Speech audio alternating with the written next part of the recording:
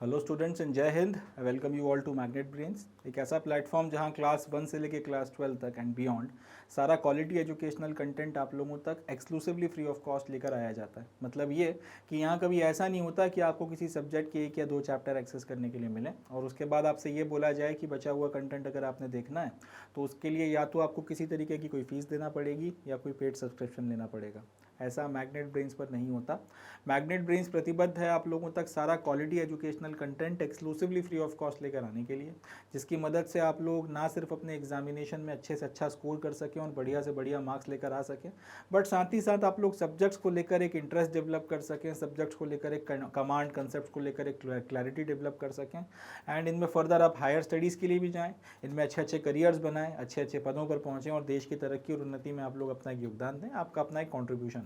यही magnet brains का ध्येय है और इसी को ध्यान में रखकर हम लोग आगे बढ़ रहे हैं एंड इसी नोट पे हम अपने आज के सेशन की शुरुआत करेंगे। तो आज का जो हमारा सेशन रहने वाला है इसमें हम लोग हमारी क्लास 12 की हिस्ट्री उसका की जो पहली किताब है और उसका जो सेकंड चैप्टर है, या फिर इस तरह से बोल सकते हैं कि हमारी जो themes in Indian history part 1 है उसकी सेकंड थीम जिसका नाम है किंग्स फार्मर्स एंड टाउन्स, उसके एनसीईआरटी सॉल्यूशंस को डिस्कस करेंगे। इस चैप्टर में हम लोगों ने जो आपका हड़प्पन सिविलाइजेशन खत्म होने के बाद में फिर से उसके लगभग 1 मिलेनियम बाद, 1-1.5 मिलेनियम की बाद फिर से जो आपके नए शहरों का उदय होता है, उसके साथ ही साथ इंडिया में किस तरीके की व्यवस्थाएं निकल कर आती हैं, किस तरीके के राजा वगैरह निकल कर आते हैं, उसके बारे में हम लोगों ने बातचीत करी। फार्मर्स वगैरह की उस वक्त में क्या स्थिति थी उसके बारे में बातचीत करी और किस तरीके से जो नए शहर निकल कर आए हड़प्पन सिविलाइजेशन के खत्म होने के बाद में जो सेकेंड राउंड आपका शुरू हुआ जिसमें अर्बनाइजेशन आपको देखने को मिला है, उसमें किस तरीके के शहर निकल कर आए, उसकी क्या कैरेक्टरिस्टिक्स थी, इसके बारे में हम लोगों ने बातचीत कर रखी है। डिटेल में हम लोगों ने इसकी बातचीत कर रखी है। Detail explanation videos and one shot revision videos वगैरह आप लोगों ने देख रखे होंगे। जिन्होंने नहीं देखे हैं तो वो जाकर इनको देख सकते हैं, लिंक वगैरह आपको इनके डिस्क्रिप्शन में मिल जाएंगे।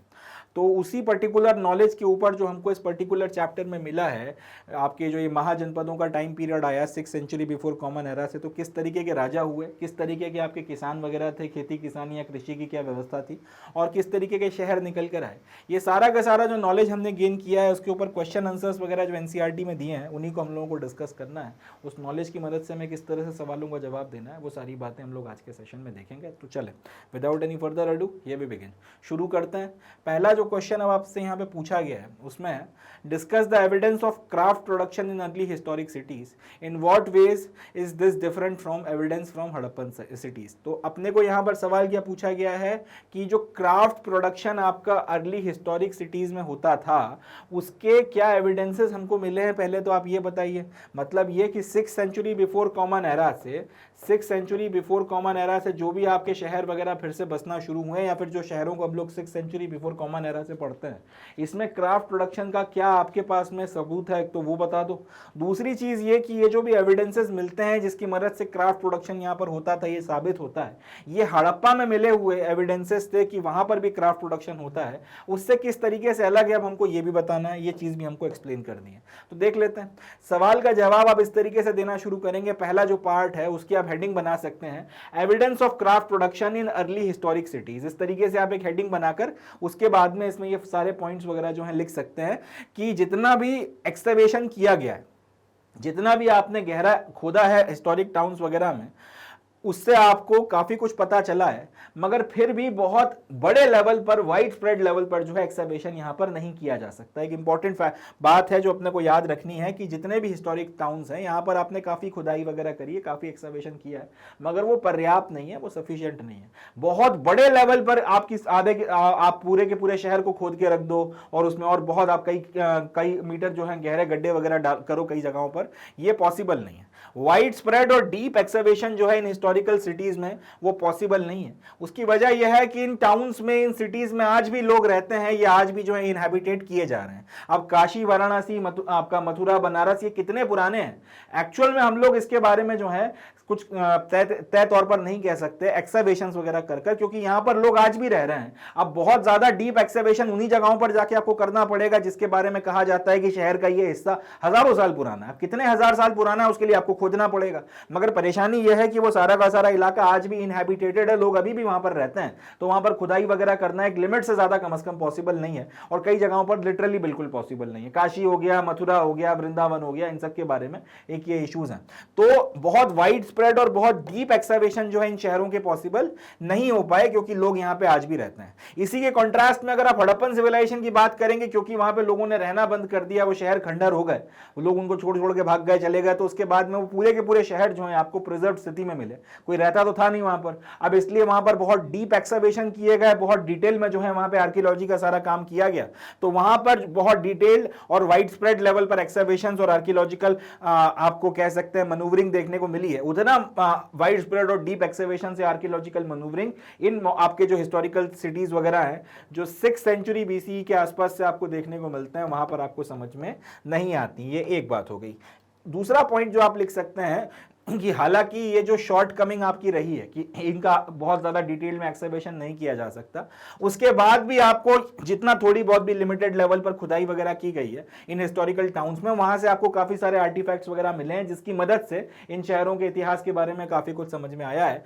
और साथ ही साथ इस वो जो एंशिएंट टाइम पीरियड में यहाँ पर जो रहने वाले लोग थे, उनकी जो क्राफ्टमैनशिप है, उसके बारे में हमको यहाँ से काफी कुछ समझ में आता है। इसके अलावा दूसरे भी एविडेंसेस हैं, जैसे लिटरेरी एविडेंसेस हो गए, और इसके अलावा जो आपकी फोल्कलोर्स वगैरह हैं, उससे भी आपको काफी कुछ पता चलता है। मगर हाँ, इसमें कोई शक की बात नहीं है कि आपके पास में बहुत लिमिटेड एविडेंस है। अब जो एविडेंस वगैरह मिला है, उसको जो सेलियंट फीचर्स वगैरह हैं वो हम लोग डिस्कस करते हैं, या फिर वो जो है सारे के सारे हम लोग यहाँ पे मेंशन कर देते हैं कि जो भी आपको पॉटरी वगैरह यहाँ पर देखने के लिए मिली है, जो फाइन पॉटरी वगैरह आपको यहाँ पर देखने के लिए मिली है, जो डिशेज वगैरह आपको देखने के लिए मिली है, ये ग्लॉसी है, यानी कि चमकती हुई है। इनको बनाने के बाद इनके ऊपर कोई चमकीला सा या इनको शाइन वगैरह कराने के लिए कुछ और भी इनके ऊपर जो है पॉलिश किया गया था। और ये जो सारी की सारी आपकी पॉटरी है, इसको बोला गया northern black polished ware. It looks as they were used by rich people. और इनको देखकर ऐसा समझ में आता है कि बनाने के बाद में इसको बकायदा चमकाने के लिए या ग्लॉसी लुक देने के लिए अलग से इस पे जो कुछ पॉलिशिंग वगैरह की गई है और ज्यादा एफर्ट मारा गया होगा उसके लिए। तो इससे समझ में आता है कि इसकी कीमत थी, ये महंगी रही होंगी, या फिर ये हर एक व्यक्ति के बस के लिए एक्सेसिबल नहीं थी, और शायद ये जो आपके अमीर लोग थे उनके द्वारा इस्तेमाल की जाती थी। इसके अलावा आपको यहाँ पे ऑर्नामेंट्स, वेपन्स, टूल्स और वेसल्स और अलग अलग तरीके के छोटे छोटे फिगर्स वगैरह भी देखने के लिए मिले हैं। कई सारी फिगराइंस वगैरह भी जो है आपको देखने के लिए मिले हैं। There are wide range of items made of gold, silver, copper, bronze, ivory, glass, shell and terracotta. तो ये भी अलग अलग मटेरियल के भी सामान वगैरह आपको देखने को मिले हैं। सोना चांदी भी काफी इस्तेमाल किया गया है, कॉपर और ब्रॉन्ज का भी आपको काम यहाँ पे देखने को मिलता है। आइवरी हो गया, ग्लास, शेल, टेराकोटा, ये अलग अलग मटेरियल्स का यहाँ पर इस्तेमाल होता है। तो इससे ये भी समझ में आता है कि जो आपके क्राफ्टमैन हुआ करते थे उनको मटेरियल्स की समझ थी, उन्हें पता था कि कौन कौन से मटेरियल्स यहाँ पर आपके इस्तेमाल किए जा सकते हैं। मोस्ट इंपॉर्टेंटली उनको स्पेसिफिकेशन पता था कि कौन सा मटेरियल कहां पर इस्तेमाल किया जाना है। अब ये नहीं है कि आपको कॉपर की जो है कॉपर वगैरह जो है इसका अब ये भी नहीं हो रहा है कि आपको कॉपर वगैरह जो है इसका ऐसा सामान देखने को मिल रहा है जो जनरली इम्प्रैक्टिकल यूज में हो, या फिर ब्रॉन्ज का ऐसा सामान देखने को मिल रहा है जो इम्प्रैक्टिकल हो। ये नहीं किया जा रहा है कि ब्रॉन्ज का जो है शीशा बनाने की कोशिश की जा रही है और गोल्ड से जो है हथियार बनाने की कोशिश की जा रही है, ये भी नहीं है। क्राफ्टमैनशिप वालों को पता है कि सोने के आभूषण ही बनने हैं, चांदी का क्या इस्तेमाल होना है, और आपका कॉपर जो है इसके वेपन्स बनाए जा सकते हैं, ब्रॉन्ज का क्या करना है, आपका जो हाथी दांत होता है आइवरी उसका क्या इस्तेमाल है, कांच की मदद से आप क्या करोगे, सारी की सारी चीजें पता थी। तो मटेरियल्स का अच्छा इस्तेमाल भी जो आपको देखने को मिल रहा था। इसके अलावा आपको कई सारे जो टाउन्स वगैरह हैं उसमें डोनर्स के इंस्क्रिप्शन देखने के लिए मिलते हैं, और ये जो डोनर इंस्क्रिप्शन है वो आपको उन लोगों के बारे में भी बताते हैं जो इन टाउन्स वगैरह में रहा करते थे, प्रोफेशनल्स के रूप में या फिर क्राफ्ट्समैन के रूप में। इसमें आपके वॉशरमैन भी थे, वीवर्स भी थे, स्क्राइब्स भी थे, कारपेंटर्स भी थे, गोल्डस्मिथ भी थे, आयरन स्मिथ भी थे, और इसके अलावा और भी काफी सारे काम करने वाले लोग थे।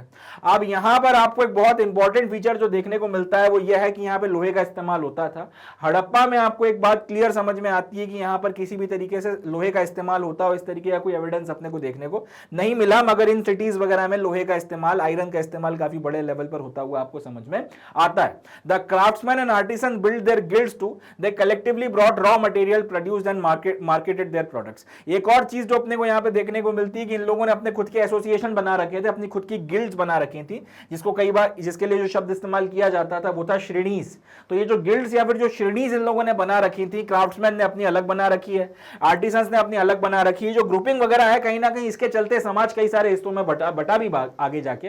जैसे सुनार जो थे वो अपना एक साथ इकट्ठा काम करते थे, तो वो एक सुनारों का एक अलग समाज हो गया, या समाज का एक अलग सबसेट बन गया। वो लोहार जो थे उनका एक अलग जो काम होता था, वो सारा काम करने वालों ने अपनी एक अलग गिल्ड बना ली, तो वो समाज का एक अलग हिस्सा बन गया। इस तरीके से आपके कई सारे आर्टिसंस ने, क्राफ्ट्समैन ने अपनी गिल्ड्स भी बना रखी थी, जो बाद में जाके खुद अपने आप में कास्ट वगैरह और इस सब कास्ट वगैरह में जो है डिवाइड हो गई। और कलेक्टिवली ये लोग जो भी काम वगैरह थे इकट्ठा करते थे, रॉ मटेरियल इकट्ठा खरीदते थे, इकट्ठा जो है इनको प्रोड्यूस करते थे, इकट्ठा जो है डिसाइड करते थे कि कितने कॉस्ट पे बेचना है, और उसके अकॉर्डिंग जो है सारी की सारी व्यवस्थाएं, सारा का सारा कारोबार चलता था। तो ये सारे इंपॉर्टेंट पॉइंट्स वगैरह जो है आप लिखकर इस सवाल को कि आप एविडेंस जो मिला है क्राफ्ट प्रोडक्शन का वो बताइए, और किस तरह से हड़प्पा से अलग है वो आप समझा सकते हैं, और इसका एक अच्छा जवाब बनकर तैयार हो जाएगा। चलें, अब अगला जो क्वेश्चन आता है उसमें है describe the salient features of Mahajanapadas. Mahajanapada जो थी, जो आपकी 16 महाजनपद थी, इनके सेलिएंट फीचर्स वगैरह अपने को डिस्क्राइब करना है, उसके बारे में बातचीत करेंगे। तो इसके सेलिएंट फीचर्स अब अपन लोग डिस्क्राइब करते हैं। चलें देखते हैं इसे। तो सेकंड जो क्वेश्चन है इसमें अब अपने को सेलिएंट फीचर्स बताने हैं महाजनपद के। Describe the salient features of Mahajanapada. तो सवाल का जवाब बड़ी सिंपल सी हेडिंग के साथ में बनाइए, the salient features of mahajanapadas या महाजनपद आर एज फॉलो। पहला कि कुल मिलाकर 16 महाजनपद हुआ करती थी, ये लाइन आप जरूर लिख दीजिएगा। और उसके बाद में कि इसमें जो सबसे इंपॉर्टेंट महाजनपद हुआ करती थी वो कौन कौन सी थी? वज्जी, मगध, कौशल, कुरु, पांचाल, गांधार एंड अवंती।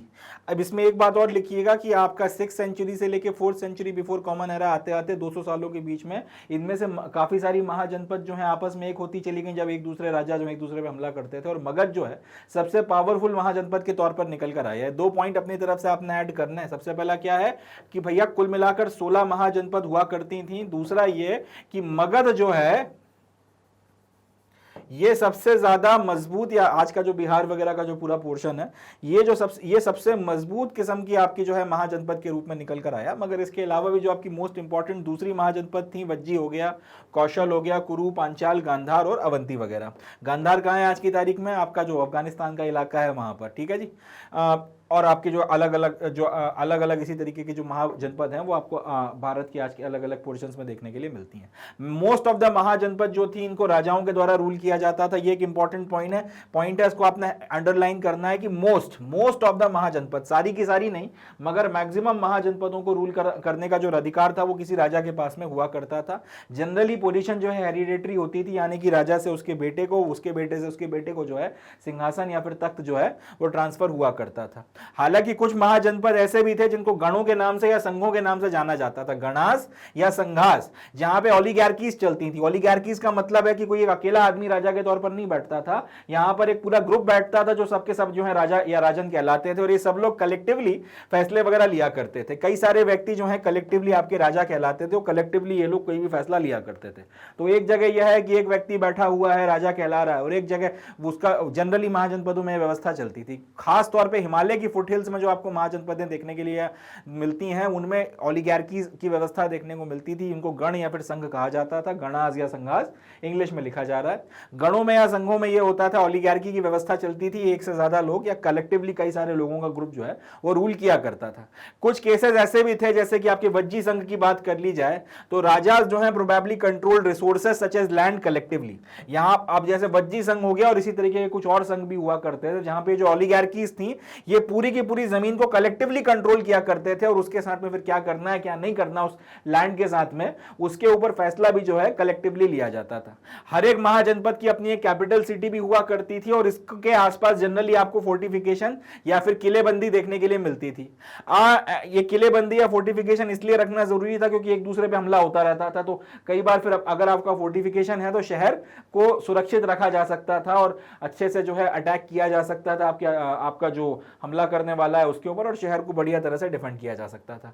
अब ब्राह्मणों ने जो आपके धर्म सूत्र और धर्मशास्त्र को कंपोज किया है उसमें आपको वो सारे नियम कायदे देखने के लिए मिलेंगे जो रूलर्स वगैरह के ऊपर लागू होते हैं, जो एक राजा के ऊपर लागू होते हैं, और जो दूसरे आपके सोशल नॉर्म्स वगैरह हैं, जो आपकी दूसरी सोशल कैटेगरी के लोग थे, किसका क्या धर्म था, किसका क्या कर्म था, किसको क्या करना है, क्या ड्यूटीज हैं, इन सारी बातों को ब्राह्मणों ने जो धर्मशास्त्र और धर्मसूत्र लिखे हैं उसमें अच्छे से कंपोज किया गया है, और उसकी मदद से जो है सारा का सारा व्यवस्था या सारी की सारे कारोबार को चलाया जाता था।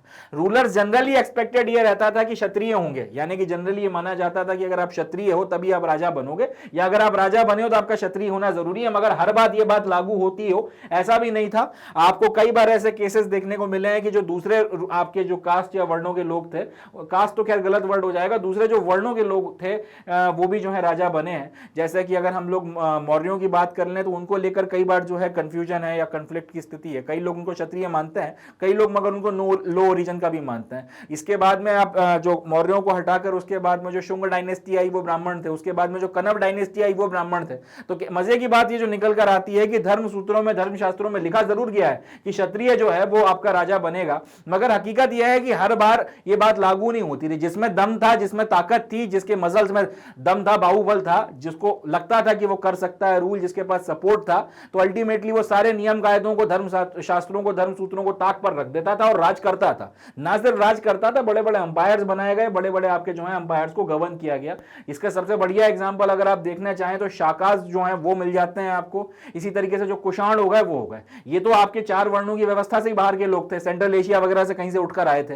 तो ये लोग भी आए, इन्होंने बड़े अंपायर बनाया, रूल किया और किसी की नहीं मानी। धर्मसूत्र, धर्मशास्त्रों में जो लिखा हो वो एक बात की बात है, मगर इन्होंने अपने दम पर जो है बाहुबल से अपना अंपायर क्रिएट किया। तो ये बात लिखी जरूर गई थी कि आपके रूलर्स वगैरह जो हैं उनको आइडियली क्षत्रिय होना चाहिए, मगर हर बार ऐसा होता हो ये कोई हर बार मतलब इस तरीके की बात लागू नहीं होती थी। मॉडर्न टाइम पीरियड में इसका बढ़िया एग्जांपल हो जाएगा केजीएफ। केजीएफ की मूवी का जो हीरो है वो आपका, उसका नाम क्या था, रॉकी। अब वो अंदर घुस जाता है केजीएफ में, वो गरुड़ा को भी मार देता है और उसके बाद जिन लोगों ने उसको भेजा था कि गरुड़ा को अगर ये मार दे तो उसके बाद हम लोग केजीएफ पे राज करेंगे, उनको भी अपना नौकर बना लेता है और फिर उसके बाद में केजीएफ पे रूल करता है और काफी पावरफुल इंसान के तौर पे निकल कर आता है। लगभग वैसी कहानी थी, दम है, क्षमता है तो फिर आप जो है रूल कर सकते थे। इसके बाद में रूलर्स वगैरह जो हैं इनको एडवाइस किया जाता था कि आपके टैक्सेस वगैरह आपने कलेक्ट करने हैं, ट्रिब्यूट्स वगैरह कलेक्ट करने हैं, कहां से किन किन लोगों से या किन किन कैटेगरी के लोगों से आपको चीजें लेनी है, कल्टीवेटर से, ट्रेडर से, आर्टिसन से, जो कल्टीवेशन वगैरह कर रहे हैं उनसे, जो व्यापार कर रहे हैं उनसे, और जो काश्तकार हैं, जो काश्तकारी वगैरह कर रहे हैं उन सारे लोगों से भी जो आपको सारी की सारी चीजें लेनी है। कई बार अब अगर आपके पास में कमी पड़ रही है रिसोर्सेज वगैरह की, संसाधन वगैरह की अपना राज्य चलाने के लिए, तो दूसरे राज्य के ऊपर हमला कर उसको जीत लेना या फिर उसके रिसोर्सेज वगैरह पे कब्जा कर लेना भी जो है कोई गलत चीज नहीं मानी जाती थी। ये भी एक जायज तरीका माना जाता था किसी भी राज्य के लिए वेल्थ वगैरह को एक्वायर करने का। तो कई बार अगर आप अपने नेबरिंग स्टेट्स पर रेड्स करते थे तो उसके, और ताकि आप उनकी जो है संपत्ति वगैरह को लूट सकें, उस पर अधिकार या आधिपत्य कर सकें, तो ये भी एक जायज तरीका माना गया था वेल्थ एक्वायर करने का। और ये रेड रिकॉग्नाइज थी लेजिटिमेट तौर पे, जायज तरीके के तौर पर ये रिकॉग्नाइज थी। इसको लेके कोई ये नहीं बोलता था कि ये छल किया गया है या इस तरीके की चीजें हैं। वक्त के साथ में धीरे धीरे इन रेड्स के चलते कई सारे स्टेट्स ने अपनी खुद की जो है प्रोफेशनल स्टैंडिंग आर्मीज वगैरह बनाना शुरू कर दी, और जो धन और बाकी सारी चीजें आ रही हैं उसको मेंटेन करने के लिए रेगुलर आपके पास में प्रशासन या ब्यूरोक्रेसीज बनने लगी। कई सारे ऐसे भी थे जो अभी भी अपनी प्रोफेशनल आर्मीज वगैरह नहीं बनाते थे, वो अपने जो मिलिटियाज वगैरह होते हैं उनके ऊपर, और आपके जो रिक्रूटेड लोग होते हैं पीजेंट्री से, जिनको ये बोला जाता है कि जब जरूरत पड़ेगी तब लड़ने आ जाना, इनके ऊपर डिपेंड करते रहे। वक्त के साथ में ये लोग मिट गए, जो प्रोफेशनल आर्मी वाले थे वो फैलते चले गए।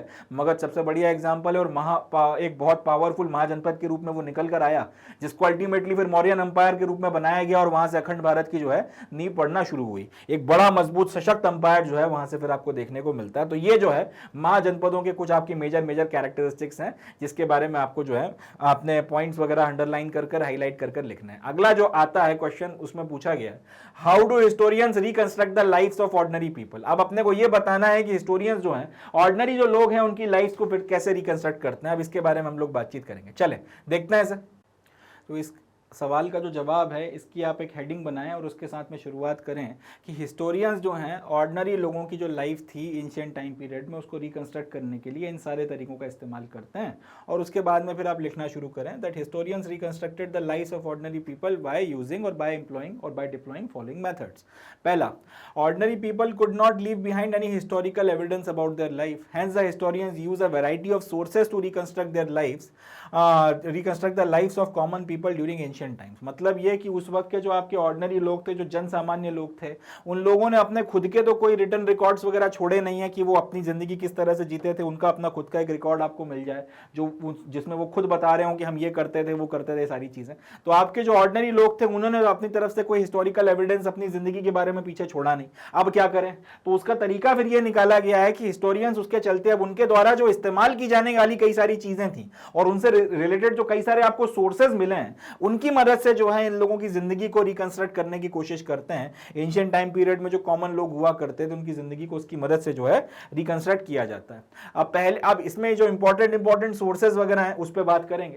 पहला, remains of houses and pottery give an idea of the life of common people. इन लोगों के जो घर के थोड़े बहुत रिमेन्स आपको देखने को मिलते हैं वो, और इसके अलावा जो पॉटरी वगैरह जिन बर्तनों का ये लोग इस्तेमाल किया करते थे उसकी मदद से कॉमन जो लोग हुआ करते थे उस वक्त के, उसके बारे में पता चलता है। इनके घर जिस तरीके के आपको देखने को मिलेंगे, अब जो भी इनके घरों का थोड़ा बहुत आपको बचा हुआ हिस्सा देखने को मिला है, उससे आपको एक अंदाजा मिल जाता है कि कॉमन आदमी जो है उसकी क्या स्थिति थी। देखिए होता क्या है, आपका घर कितना बड़ा है और किस परिस्थिति में है, कितने कमरे हैं, उससे काफी कुछ आप एक अंदाजा लग जाता है आपकी आर्थिक स्थिति के बारे में। अगर घर छोटा है, अच्छी क्वालिटी का नहीं है, तो वो एक आर्थिक इंडिकेशन है कि आपकी स्थिति बहुत अच्छी नहीं रही होगी। अगर घर बहुत बड़ा है, बहुत अच्छे से वेल मेंटेन्ड है, तो फिर एक इंडिकेशन है कि आपकी आर्थिक स्थिति काफी ठीक रही होगी या फिर काफी अच्छी आर्थिक स्थिति आपकी है। और घर में किस तरीके का सामान है, किस तरीके के बर्तन इस्तेमाल हो रहे हैं, वो एक इंडिकेशन है इस बात के लिए कि भैया आप जो हैं आपकी क्या परिस्थिति है। तो आपके जो रिमेन्स हैं हाउसेस के एंड पॉटरी के, वो एक इंडिकेशन देते हैं आपकी जो जिंदगी है कॉमन मैन की उसके बारे में। कई सारे इंस्क्रिप्शंस और स्क्रिप्चर्स हैं, उसमें भी जो है आपके जो राजा हैं या फिर आपके जो मोनार्क हैं उनका और उनकी जो प्रजा है उसके बीच में जो रिश्ते हैं उसके बारे में बातचीत की गई है। तो ये जो इंस्क्रिप्शंस या शिलालेख आपको देखने को मिल जाते हैं, कई बार आपको स्क्रिप्चर्स देखने के लिए मिल जाते हैं जिसमें राजा या फिर आपका जो मोनार्क है उनके और उनकी जो सब्जेक्ट्स या उनकी प्रजा के बीच में जो रिश्ते नाते हैं उसका जो जिक्र देखने को मिलता है, वो भी एक इंडिकेशन देने के लिए काफी है, समझने के लिए काफी है कि प्रजा की जो है स्थिति क्या रही होगी। अब जैसे कई बार आपके टैक्सेस की बात की जाती है, प्रजा कितनी खुश है या फिर कितना दुखी है उसके बारे में बातचीत की जाती है, वो एक इंडिकेशन है इस बात के लिए कि अपने को समझ में आता है कि यार राजा के वक्त में जो है स्थितियां क्या रही होंगी। स्क्रिप्चर में जैसे अब पंचतंत्र की कहानियों की बात कर ली जाए या किसी और आपके बुद्धिस्ट टेक्स्ट या जैन टेक्स्ट में अगर कोई कहानियां मिलती हैं या फिर आपके जो दूसरे आपके जो हिंदू टेक्स्ट हैं उसमें जो कहानियां मिलती हैं, वो भी एक इंडिकेशन आपको देता है इस बात के लिए कि इससे समझ में आता है आपको कि क्या स्थितियां चल रही हैं। अब अगर ये समझ में आ रहा है कि आपकी हर कहानी में राजा दुष्ट है और प्रजा जो है परेशान है, तो इससे एक इंडिकेशन मिलता है कि जनरली जो है प्रजा की स्थिति ठीक नहीं थी, शायद राजा वगैरह जो है सताते रहे होंगे। कई जगहों पे आपको अच्छे राजाओं का जिक्र देखने को मिलता है, तो इससे भी एक इंडिकेशन है कि हर जगह आपको एक ही जैसे राजा देखने को नहीं मिलते थे।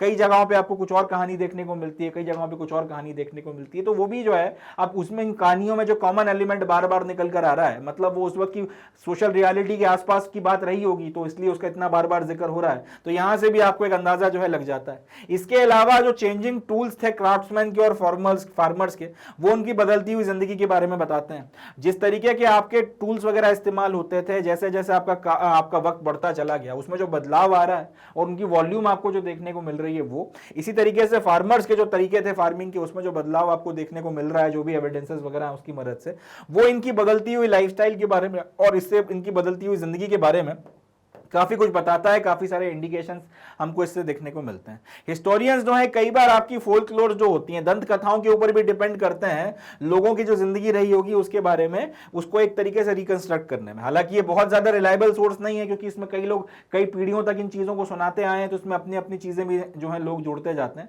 बट फिर भी कुछ ना कुछ सच्चाई का एलिमेंट इसमें भी होता है। तो यहां से भी जो है इसको कंस्ट्रक्ट करने में मदद मिलती है। चलें अगला क्वेश्चन देखते हैं, क्वेश्चन नंबर 4। तो क्वेश्चन नंबर 4 में हमसे पूछा गया है, compare and contrast the list of things given to the Pandyan chief, bracket में लिखा है source 3, with those produced in village of Danaguna, bracket में लिखा है source 8, do you notice any similarities and differences. तो जब हम लोग चैप्टर पढ़ रहे थे तब हम लोगों ने देखा था कि किंग्स हो गए, जो चीफ्स वगैरह हो गए, इनको गिफ्ट्स और ट्रिब्यूट्स वगैरह वक्त वक्त पर मिला करते थे। तो उसी चीज़ को ज़्यादा बेटर तरीके से एक्सप्लेन करने के लिए, एलाबोरेट करने के लिए कि किस तरीके की गिफ्ट्स वगैरह जो हैं दिए जाते थे, हमको बताया गया था सोर्स नंबर 3 जो है ब्लॉक वगैरह हमारा जो थर्ड थर्ड ब्लॉक है उसमें हमको बताया था कि पांडियन चीफ को क्या क्या गिफ्ट दिए जाते हैं, तो उसका पूरा एक लिस्ट वगैरह हमें बताई गई थी। इसी तरीके से दान गुणा करके एक विलेज था, उसमें क्या क्या सामान बनाया जाता था उसके बारे में भी हमको एक हमारा जो सोर्स नंबर 8 है, जो 8th वाला ब्लॉक है, उसमें उसको डिस्कस किया गया था। सवाल ये पूछा गया है कि क्या आपको इसमें कुछ सिमिलैरिटीज या फिर कुछ डिफरेंसेस देखने के लिए मिलता है। तो देखिए जवाब इसका ये बनता है कि सामने वाला जो चीज़ बनाएगा उसी में से कोई गिफ्ट या फिर कोई ट्रिब्यूट वगैरह जो है आपके राजा को या फिर आपका जो ट्राइबल चीफ है उसको देगा। तो आपके जो पांड्या चीफ थे उनको जो गिफ्ट्स वगैरह या जो सामान वगैरह दिया गया था उसमें जो मेजर चीज़ें थी वो एक तो आइवरी थी, हाथी दांत हो गए, दूसरा आपके फ्रेग्रेंट वुड्स वगैरह हो गए, चंदन वगैरह की लकड़ियां हो गई, तीसरा आपका हनी शहद हो गया, चौथा सैंडलवुड वगैरह, सैंडलवुड हो गया, फ्रेग्रेंट वुड हो गया यानी कि जिसमें से आपकी अच्छी स्मेल आती है उस तरीके की लकड़ियां। इसके बाद में आपका पेपर और फ्लावर्स वगैरह, ये सारी की सारी चीज़ें जो हैं पांड्या के चीफ को दी जाती थी। In addition to many birds and animals were also given as gift. इसके अलावा कई सारे आपके जानवर और कई सारे पक्षी वगैरह भी जो हैं गिफ्ट वगैरह में दिए जाते थे। इसके कॉन्ट्ररी में अगर आप विलेज में ऑफ दानगुणा में जिस तरीके की चीज़ें प्रोड्यूस होती थी उसकी बात करें तो उसमें ग्रास वगैरह काफ़ी बड़े पैमाने पर प्रोड्यूस होती थी, स्किन ऑफ एनिमल्स जो है वो बनाई जाती थी, फ्लावर वहाँ पे प्रोड्यूस होता था, सॉल्ट वगैरह प्रोड्यूस होता था और काफ़ी सारे मिनरल्स वगैरह वहाँ पे निकाले जाते थे। तो अगर हम लोग इन दोनों लिस्ट वगैरह को कंपेयर करें, अभी तक हम लोगों ने अपने आधे सवाल का जवाब दे दिया है कि भैया ये आपके पांडियन चिफ को क्या क्या दिया जाता था और दानगुणा के विलेज में आपको क्या क्या मिला। तो हमारा आधा सवाल हमने एक्सप्लेन कर दिया कि पांड्या के चीफ को क्या दिया गया था और दानगुणा के विलेज में क्या क्या मिला। अब जो सिमिलैरिटीज या डिफरेंसेस की बात की जाए तो बात यह है कि आपके पांड्या चीफ को जो सामान दिया गया और दानगुणा में जो चीज़ आपको बनाई जा रही है उसकी जो लिस्ट है उसमें सिर्फ एक ही चीज़ कॉमन देखने को मिल रही है, वो है फूल। इसके अलावा पांडियन चीफ को जो चीज़ें दी जा रही हैं और दानगुणा में जो चीज़ें प्रोड्यूस की जा रही हैं उसमें ऐसा कोई खास सिमिलैरिटी नहीं है। चलें अगला क्वेश्चन देखते हैं, question number 5। List some of the problems faced by epigraphist. अब हमको ये बताना है कि आपके जो एपिग्राफिस्ट वगैरह हैं वो किस तरीके की प्रॉब्लम्स वगैरह जो हैं उनको फेस करते हैं। तो एपिग्राफिस्ट बेसिकली वो लोग होते हैं जो शिलालेख वगैरह पढ़कर या उसमें जो भाषा में चीज़ें लिखी गई हैं उस भाषा को समझकर जो भी संदेश है उसको समझने की कोशिश करते हैं और उसकी मदद से फिर पास्ट में जिस भी कालखंड का वो आपका शिलालेख होता है उसको उसकी मदद से उस पास्ट को ज़्यादा बेटर तरीके से समझने की, उसकी हिस्ट्री को जो है लिखने की कोशिश करते हैं।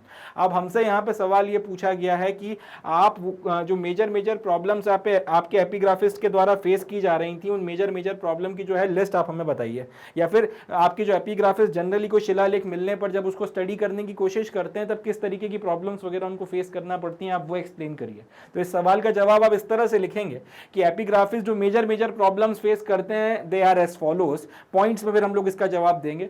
सबसे पहला तो ये कि आपके जो इंस्क्रिप्शंस हैं अगर आप उनको पढ़ने में कामयाब हो भी जाते हैं, उस पर जो भी भाषा वगैरह लिखी गई है तो उसमें जो अक्षरों का इस्तेमाल किया गया है कई बार वो अक्षर इतने ज़्यादा वक्त के साथ में धुंधले पड़ जाते हैं कि वो समझना थोड़ा सा मुश्किल हो जाता है। इसके चलते कई बार आपका सेंटेंस वगैरह जो है बनाने में दिक्कत आती है। जैसे सपोज कर लीजिए कि अगर आप ये जो लाइन लिखी हुई है यहाँ पे इसी को पढ़ना शुरू करें, क्वेश्चन में जो लाइन लिखी हुई है list some of the problems faced by epigraphist. अब अगर यहाँ पर प्रॉब्लम वर्ड जो है इसके अक्षरों में से कुछ अक्षर अगर आपको पढ़ते ना बने तो लेट से ये समय के साथ में ये 3 अक्षर जो हैं वो खराब हो गए हैं और ये शिलालेख पे लिखा हुआ है, अब आप इसको पढ़ने की कोशिश करें तो list some of the blames faced by epigraphist. अब इसका सेंस नहीं बनेगा कि ये ब्लेम्स क्या चीज़ होती है। अगर हम लोग ये लाइन 3000 साल बाद पढ़ रहे हैं और ये भाषा जो है हमें नहीं आती है, हम किसी तरह से सेंस बनाने की कोशिश कर रहे हैं, हमने ये लाइन पढ़ भी ली कि ब्लेम्स क्या होते हैं। ब्लेम्स जैसा कोई शब्द हम लोगों ने सुना नहीं तो दिक्कत आ जाएगी। तो यहाँ पे सेंस बनाना मुश्किल हो जाएगा क्योंकि इसके पहले के 3 अक्षर जो हैं वो आपके धुंधले पड़ चुके हैं, गायब हो चुके हैं या समझ में नहीं आ रहे हैं। तो पहली समस्या तो ये आ जाती है कि कई बार जो है आपके इंस्क्रिप्शंस के ऊपर, शिलालेखों के ऊपर जो अक्षर लिखे गए हैं वो इतने उसमें से कई जगहों पे वो अक्षर इतने धुंधले पड़ जाते हैं कि आपको समझ में नहीं आते हैं, तो फिर सेंटेंसेस का सेंस समझने में बहुत मुश्किल हो जाती है। दूसरा यह है कि कई बार आपके जो इंस्क्रिप्शंस वगैरह हैं वो डैमेज हो जाते हैं या फिर उसमें से लेटर्स वगैरह जो हैं वो मिसिंग है। लेट्स से कि आपका एक इतना बड़ा इंस्क्रिप्शन था और वक्त के साथ में उसका इतना हिस्सा टूटकर अलग हो गया। अब यहाँ से जो बातें लिखी हैं वो तो है आपके पास में, मगर क्योंकि इतना हिस्सा अब आपके पास में नहीं है इसलिए इसका कंटेक्स्ट समझना थोड़ा सा मुश्किल हो जाएगा। तो अगर आपको शिलालेख पूरा जो है साबुत मिल गया, उसमें कुछ अगर टूट फूट नहीं हुई है तो उसमें जो अक्षर वगैरह बने हुए हैं उन अक्षरों में, वो जो अक्षर वगैरह बने हुए हैं उन अक्षरों में अगर धुंधलापन है तो समझने में दिक्कत आ जाएगी। और दूसरी चीज ये कि अगर आपने यहाँ पे, अगर यहाँ पर आपके ये जो इंस्क्रिप्शन है अगर वो उसमें कुछ टूट फूट हुई है, अगर उसमें कहीं से वो कुछ चटक पटक गया है, कहीं टूट फूट गया है तो दिक्कत आ जाएगी, उसमें उसका फिर पूरा का पूरा कंटेक्स्ट वगैरह जो है समझने में आपको प्रॉब्लम आएगी। On certain occasions it is not easy to be sure about the exact meaning of the words used in inscription, some of which may be specific to a particular place or time.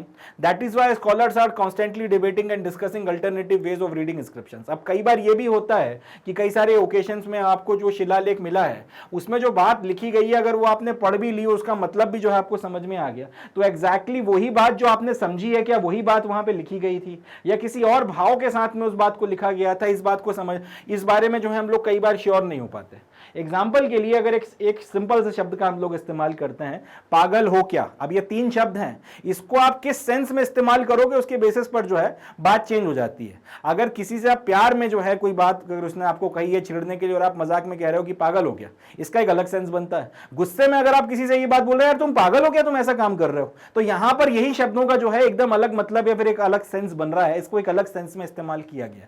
तो कई बार अगर हम लोग शिलालेख पे लिखी हुई बात को पढ़ भी लेते हैं तो किस सेंस में उसको लिखा गया था उसको समझने में जो है दिक्कत आ जाती है। कई बार उसका एग्जैक्ट मीनिंग जो है, जो भाव है जिसके साथ में उस बात का संप्रेषण किया गया है, उस बात को समझना थोड़ा सा मुश्किल हो जाता है। तो कई बार सर्टेन ओकेशंस में ऐसी परिस्थितियां बनी हैं कि आप जो मीनिंग या जो मतलब निकाल रहे हैं, अगर आपने एग्जैक्टली वो लिपि पढ़ भी ली जिसमें या फिर वो भाषा पढ़ भी ली जिसमें वो शिलालेख को लिखा गया है, तो भी कई बार वो कंटेक्स्ट या फिर वो भाव समझना मुश्किल हो जाता है जिसको ध्यान में रखते हुए वो बात लिखी गई थी। कई बार कई ऐसे शब्दों का इस्तेमाल होता है जो भाषा में ऐसा जो है, जो पुरानी भाषा या पुरातन भाषा है उसमें किसी एक सर्टेन जगह पर ही बोले जाते रहे थे और वो जो है अब लोप हो चुके हैं, वो अब जा चुके हैं, अब हमको उनका मतलब नहीं समझ में आ रहा।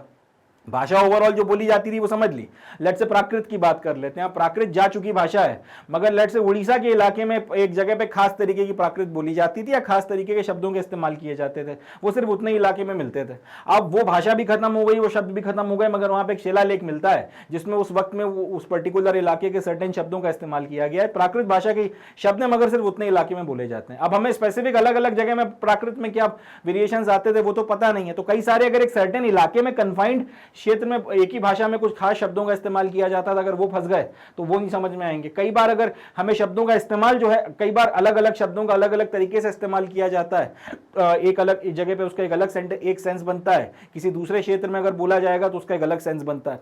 तो पॉइंट यह है कहने के लिए कि कई बार इसको समझना मुश्किल हो जाता है। इसलिए एक मीनिंग अगर आपने शिलालेख का पढ़ के निकाल भी लिया तो वो एक आपका अटल सत्य हो गया, पत्थर की लकीर हो गया, ऐसा नहीं है। हो सकता है बाद में हम लोग उसको एक अलग तरीके से पढ़े और उसका एक ऑल टुगेदर नया मतलब निकल कर आए, एक अलग तरीके के भाव में वो बात निकल कर आए। तो पॉइंट ये है कहने का कि ये आपके शिलालेख वगैरह को पढ़ने के में जो दिक्कतें आती हैं, कई बार उसका सेंस या उसके कंटेक्स्ट को समझने में भी आती हैं, और इसी के चलते स्कॉलर्स लगातार जो है डिबेट करते रहते हैं। अल्टरनेटिव जो तरीके होते हैं इंस्क्रिप्शन को रीड करने के, और जो अलग अलग तरीके डेवलप किए गए हैं, सबकी मदद से इंस्क्रिप्शन को पढ़ा जाता है, और उन सब में जो सबसे ज्यादा कॉमन भावार्थ निकल कर आता है उसको for the time being accept कर लिया जाता है, जब तक उससे ज्यादा बेटर कोई एक्सप्लेनेशन या फिर कोई और ज्यादा बेटर व्याख्या निकलकर नहीं आ जाती। इसके अलावा एक बात यह भी है कि हजारों की मात्रा में जो शिलालेख मिले हैं उसमें से बस कुछ ही हैं जिनको हम लोग जो है डेसिफर कर पाए या फिर ट्रांसलेट कर पाए और उनका फिर पब्लिकेशन वगैरह हम लोग निकाल पाए। मैक्सिमम जो आपके ये शिलालेख वगैरह हैं ना ये डिसाइफर हुए हैं, और अगर डिसाइफर हो गए तो फिर इन सारी समस्याओं के चलते उनका मीनिंग या फिर उनका सेंस निकल कर नहीं आ रहा, और इसके चलते हम लोग उनको पढ़ नहीं पा रहे हैं या उसकी मदद से उस कालखंड को ज्यादा बेटर तरीके से समझ नहीं पा रहे हैं। तो ये भी एक समस्या है। हजारों की तादाद में जो शिलालेख डिस्कवर जो हुए हैं उनका हम लोग अभी तक उनको सही तरीके से हम लोग अभी पढ़ भी नहीं पाए। इसके अलावा कई सारे आपके इंस्क्रिप्शंस जो हैं ऐसे भी थे जो शायद अब सर्वाइव ही ना करते हो सकता है कि सीरीज ऑफ इंस्क्रिप्शंस वगैरह निकाले गए हों किसी एक पर्टिकुलर बात को जो है फैलाने के लिए, उसमें से लेट से 50 इंस्क्रिप्शंस की सीरीज निकाली गई हो। जैसे आज की तारीख में ट्विटर पे आप ट्वीट्स लिखते हो, तो ट्विटर में क्योंकि 140 आपके अल्फाबेट्स की जो है लिमिट लगी हुई है और आपको बड़ी बात कहनी है, तो कई बार एक ट्वीट में बात आ नहीं पाती, तो फिर आप एक सीरीज लिखते हो पूरी ट्वीट्स की, जिसमें एक के बाद एक आपको जो सारी ट्वीट्स पढ़नी पड़ती हैं, तब आपको पूरी बात का मतलब समझ में आता है। इसी तरह से लेट से कोई बड़ी बात होगी और उसके लिए आपने लेट से 50 शिलालेख जो है किसी राजा ने बनवाए होंगे, अब उसमें से वक्त के साथ में बीच के 15 शिलालेख जो है गायब हो गए। अब पहले के जो आपके कुछ शिलालेख हैं और बाद के जो शिलालेख हैं वो बच गए, मगर बीच के 15 शिलालेख पूरी तरह से वक्त के साथ में खत्म हो गए। अब दिक्कत यह है कि वो पूरी बात समझ में नहीं आएगी, वो कंटेक्स्ट जो है आपको समझ में नहीं आएगा। तो कई बार हमारे साथ समस्या ये होती है कि हम लोग सिर्फ कुछ फ्रैक्शन ऑफ इंस्क्रिप्शंस के साथ में जो है डील करते हुए एक बहुत बड़े कालखंड को समझने की कोशिश करते हैं। इसके चलते भी कई बार हम लोग उस वक्त की हिस्ट्री को बहुत अच्छे से जो है समझ नहीं पाते। There is also a possibility that what we considered political और economically significant may not have been recorded in inscriptions. For example, there is no mention of routine agricultural practices and the joys and the sorrows of daily existence in the inscription. एक बात यह भी है कि जिन चीजों को हम लोग पॉलिटिकली और इकोनॉमिकली आज की तारीख में सिग्निफिकेंट समझते हैं, यानी कि हम लोग मानते हैं कि अगर किसी जगह का किसी वक्त का इतिहास लिखा जाए या बाकी सारी चीजें लिखी जाए तो वहां की जो पॉलिटिक्स है, वहां की जो इकोनॉमी है, इसका डिस्क्रिप्शन करना जरूरी है। इसके बिना किसी जगह को समझा नहीं जा सकता। हो सकता है कि जिस कालखंड का इंस्क्रिप्शन उस वक्त में इतनी समझ डेवलप ना हुई हो सकता है उनका सोचने का तरीका दूसरा हो, तो वो लोग पॉलिटिकल और इकोनॉमिक एस्पेक्ट्स वगैरह के बारे में बातचीत करना जरूरी नहीं समझते हैं। तो कई बार ये भी होता है कि वो चीजें जिनको हम लोग आज की तारीख में जरूरी समझते हैं, वो उनका कोई रिकॉर्ड या फिर उनका कोई हिसाब किताब ही जो है आपको इंस्क्रिप्शंस पे देखने के लिए नहीं मिलता।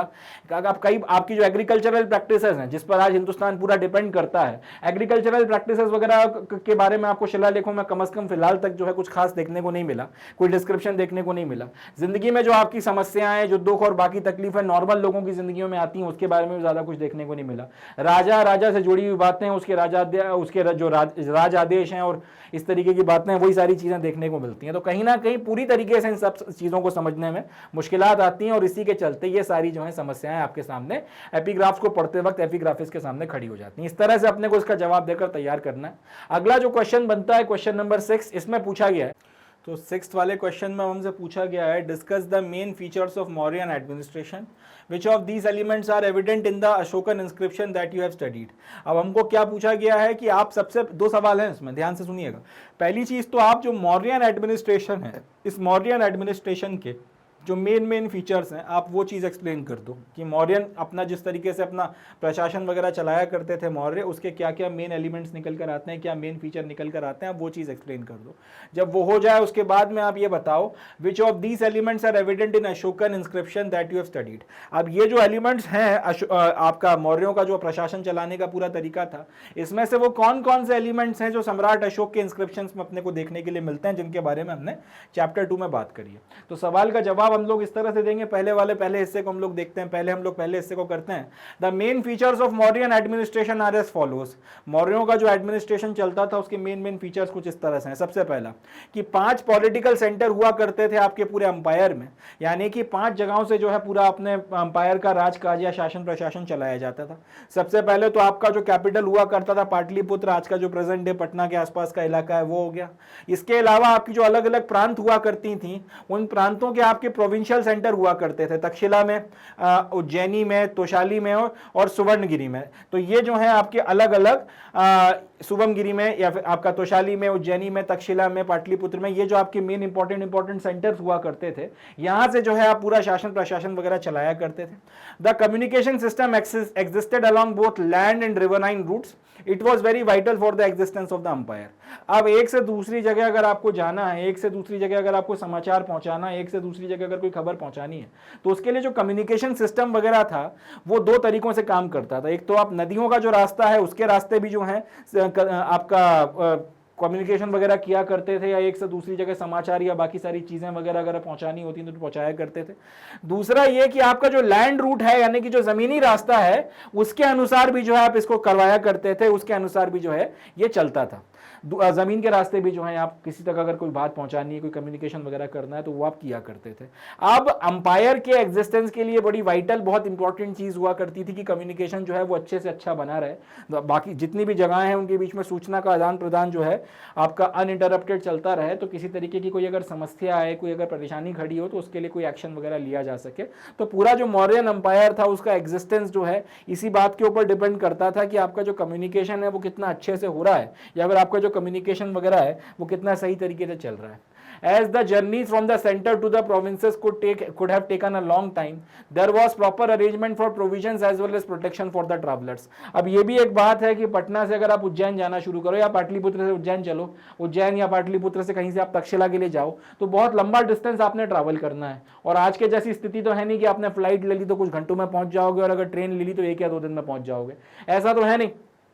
आपको पूरा जो डिस्टेंस है बाय फुट ट्रैवल करना पड़ेगा, या जमीन के रास्ते से जाओगे, या फिर जमीन और जमीन के रास्ते से भी जाओगे और आपका बाय फुट आप ट्रैवल करोगे, या फिर या जमीन के रास्ते से जाओगे या फिर आप नदियों के रास्ते से जाओगे, तो दोनों में से या तो कोई भी एक मेथड आप इस्तेमाल कर लोगे, या फिर दोनों के कॉम्बिनेशन के साथ में कि थोड़ा रास्ता आप जमीन से चले गए, थोड़ा रास्ता आप जो है समुद्र से, थोड़ा रास्ता आप नदी के रास्ते के थ्रू चले गए, इस तरीके से ट्रैवल करोगे। मगर मुद्दा यह है कि चाहे आप आपके सेंटर से यानी कि राजधानी से प्रोविंसेस की तरफ जाओ, प्रोविंसेस से राजधानी की तरफ में आओ, लंबा वक्त लगता था, समय लगता था, चाहे आप जमीन के रास्ते से जाओ, चाहे आप नदी के रास्ते से जाओ, चाहे जमीन और नदी दोनों के कॉम्बिनेशन के रास्ते से जाओ, मगर वक्त लगता था। कुल मिलाकर इतनी चीज क्लियर थी। तो इस पूरी चीज को ध्यान में रखते हुए जगह जगह पर अगर आपको जाना है, एक से दूसरी जगह जाना है, तो अपने साथ में प्रोविजंस लेकर जाना पड़ते थे, खाने पीने की व्यवस्था, बीच बीच में रुकने की व्यवस्था, ये सारी चीजें आपको करवाना पड़ती थी। अब इतना लंबा डिस्टेंस आप ट्रैवल कर रहे हो, किसी ने हमला वगैरह कर दिया तो उसके लिए भी आपको कुछ व्यवस्था करना पड़ती थी। तो ट्रैवलर्स वगैरह जितने भी होते थे उनके प्रोटेक्शन के लिए और उनके प्रोविजंस का आपको पूरा इंतजाम करना पड़ता था, पूरा अरेंजमेंट वगैरह जो है वो करना पड़ता था, और या फिर ये व्यवस्थाएं जो है जगह जगह पर की गई थी ताकि कम्युनिकेशन वगैरह जो है इंश्योर रहे, एक से दूसरी जगह समाचार या जो भी संचार वगैरह है वो लगातार चलता रहे। The Mauryans kept a large army. Megasthenes mentions a committee with 6 subcommittees for coordinating military activities, which were as mentioned below. अब मौर्यंस जो है वो एक अच्छी खासी बड़ी आर्मी भी रखा करते थे, एक बहुत बड़ी फौज जो है वो रखा करते थे। मेगास्थनीज जो आपके ग्रीक एम्बेसडर हुआ करते थे आपके मौर्यों के कोर्ट में, इन्होंने लिखा है इस बारे में कि इनकी जो आपका जो आर्मी वगैरह है, इसका हिसाब किताब रखने के लिए, इसके पूरे कारोबार या एडमिनिस्ट्रेशन को चलाने के लिए आपके पास एक कमेटी हुआ करती थी, और इस कमेटी में फिर 6 तरीके की सब कमिटीज हुआ करती थी जो अलग अलग तरीके की मिलिट्री एक्टिविटीज वगैरह को कोऑर्डिनेट किया करती थी। उसके बारे में भी जो है बातचीत वगैरह की गई है। सबसे पहले एक कमेटी जो हुआ करती थी वो नेवी का ख्याल रखती थी। इससे मतलब एक बात समझ में आती है कि मौर्यों के पास में नौसेना हुआ करती थी, तो एक कमेटी आपका नेवी का ध्यान रखती थी। दूसरी जो कमेटी थी वो मैनेजमेंट और ट्रांसपोर्ट आपका जो होता था उसका, और दूसरा आपके जो प्रोविजंस वगैरह होते थे यानी कि जो आपके खाने पीने का सामान और रसद और बाकी सारी चीजें जाएंगी उसका हिसाब किताब रखती थी। तीसरी जो थी वो आपके फुट सोल्जर्स वगैरह के लिए रिस्पॉन्सिबल हुआ करती थी। चौथा आपके घोड़ों का जो है वो सारा, या जो अस्तबल वगैरह है और अश्वसेना वगैरह जो है उनको देखती थी। पांचवा आपके जो चैरियट्स या फिर रथ हुआ करते थे उनको देखती थी। और छठवीं जो आपकी समिति थी वो आपके हाथी वगैरह जो है उनसे रिलेटेड जो भी चीजें हैं वो सारी चीजें आपका हैंडल किया करती थी। फौज में जितने भी आपके एलिफेंट्स वगैरह इस्तेमाल होते हैं। The element that there were 5 major political centres in the empire, the capital Pataliputra and the provincial centres of Taxila, Ujjayini, Tosali and Suvarnagiri all have been mentioned in the Ashokan inscription. तो ये तो खैर अब आपकी बात हुई, ये यहां तक तो जो है अपने सवाल का पहला हिस्सा खत्म हुआ कि मौर्यों का जो है एडमिनिस्ट्रेशन वगैरह उसके मेन फीचर्स वगैरह क्या हुआ करते थे। तो यहां तक तो ये अपना सवाल का जवाब जो है यहां तक बनकर तैयार हुआ। अब इसका जो दूसरा हिस्सा है, which of these elements are evident in the Ashokan inscription that you have studied. Ashoka के जो इंस्क्रिप्शंस वगैरह हमने पढ़े हैं उसमें से जितनी बातें अभी तक हम लोगों ने करी हैं यहां तक, इसमें से कितनी बातें मेंशन की गई हैं। तो ये एलिमेंट की भाई अपना जो अंपायर है इसमें 5 मेजर पॉलिटिकल सेंटर्स हैं। एक आपके पूरे अंपायर का कैपिटल है और इसके अलावा अलग अलग आपके प्रोविंशियल कैपिटल्स हैं जिनके बारे में अपन ने बात करी कि कैपिटल आपका पाटलिपुत्र है और प्रोविंशियल कैपिटल्स आपके तक्षशिला, उज्जैन, तोशाली और सुवर्णगिरी के हैं। ये बात आपके अशोक के इंस्क्रिप्शंस में देखने के लिए मिलती है। उसके बाद में ये जो फौज वगैरह की बाकी सारी चीजें, ये सारी चीजों का डिस्क्रिप्शन आपको अशोक के इंस्क्रिप्शंस में देखने के लिए नहीं मिलता। इसके अलावा धम्म की बात की गई है, ठीक है जी, धम्म की बात की गई है, जनरल इंस्ट्रक्शंस जो हैं वो दिए गए हैं।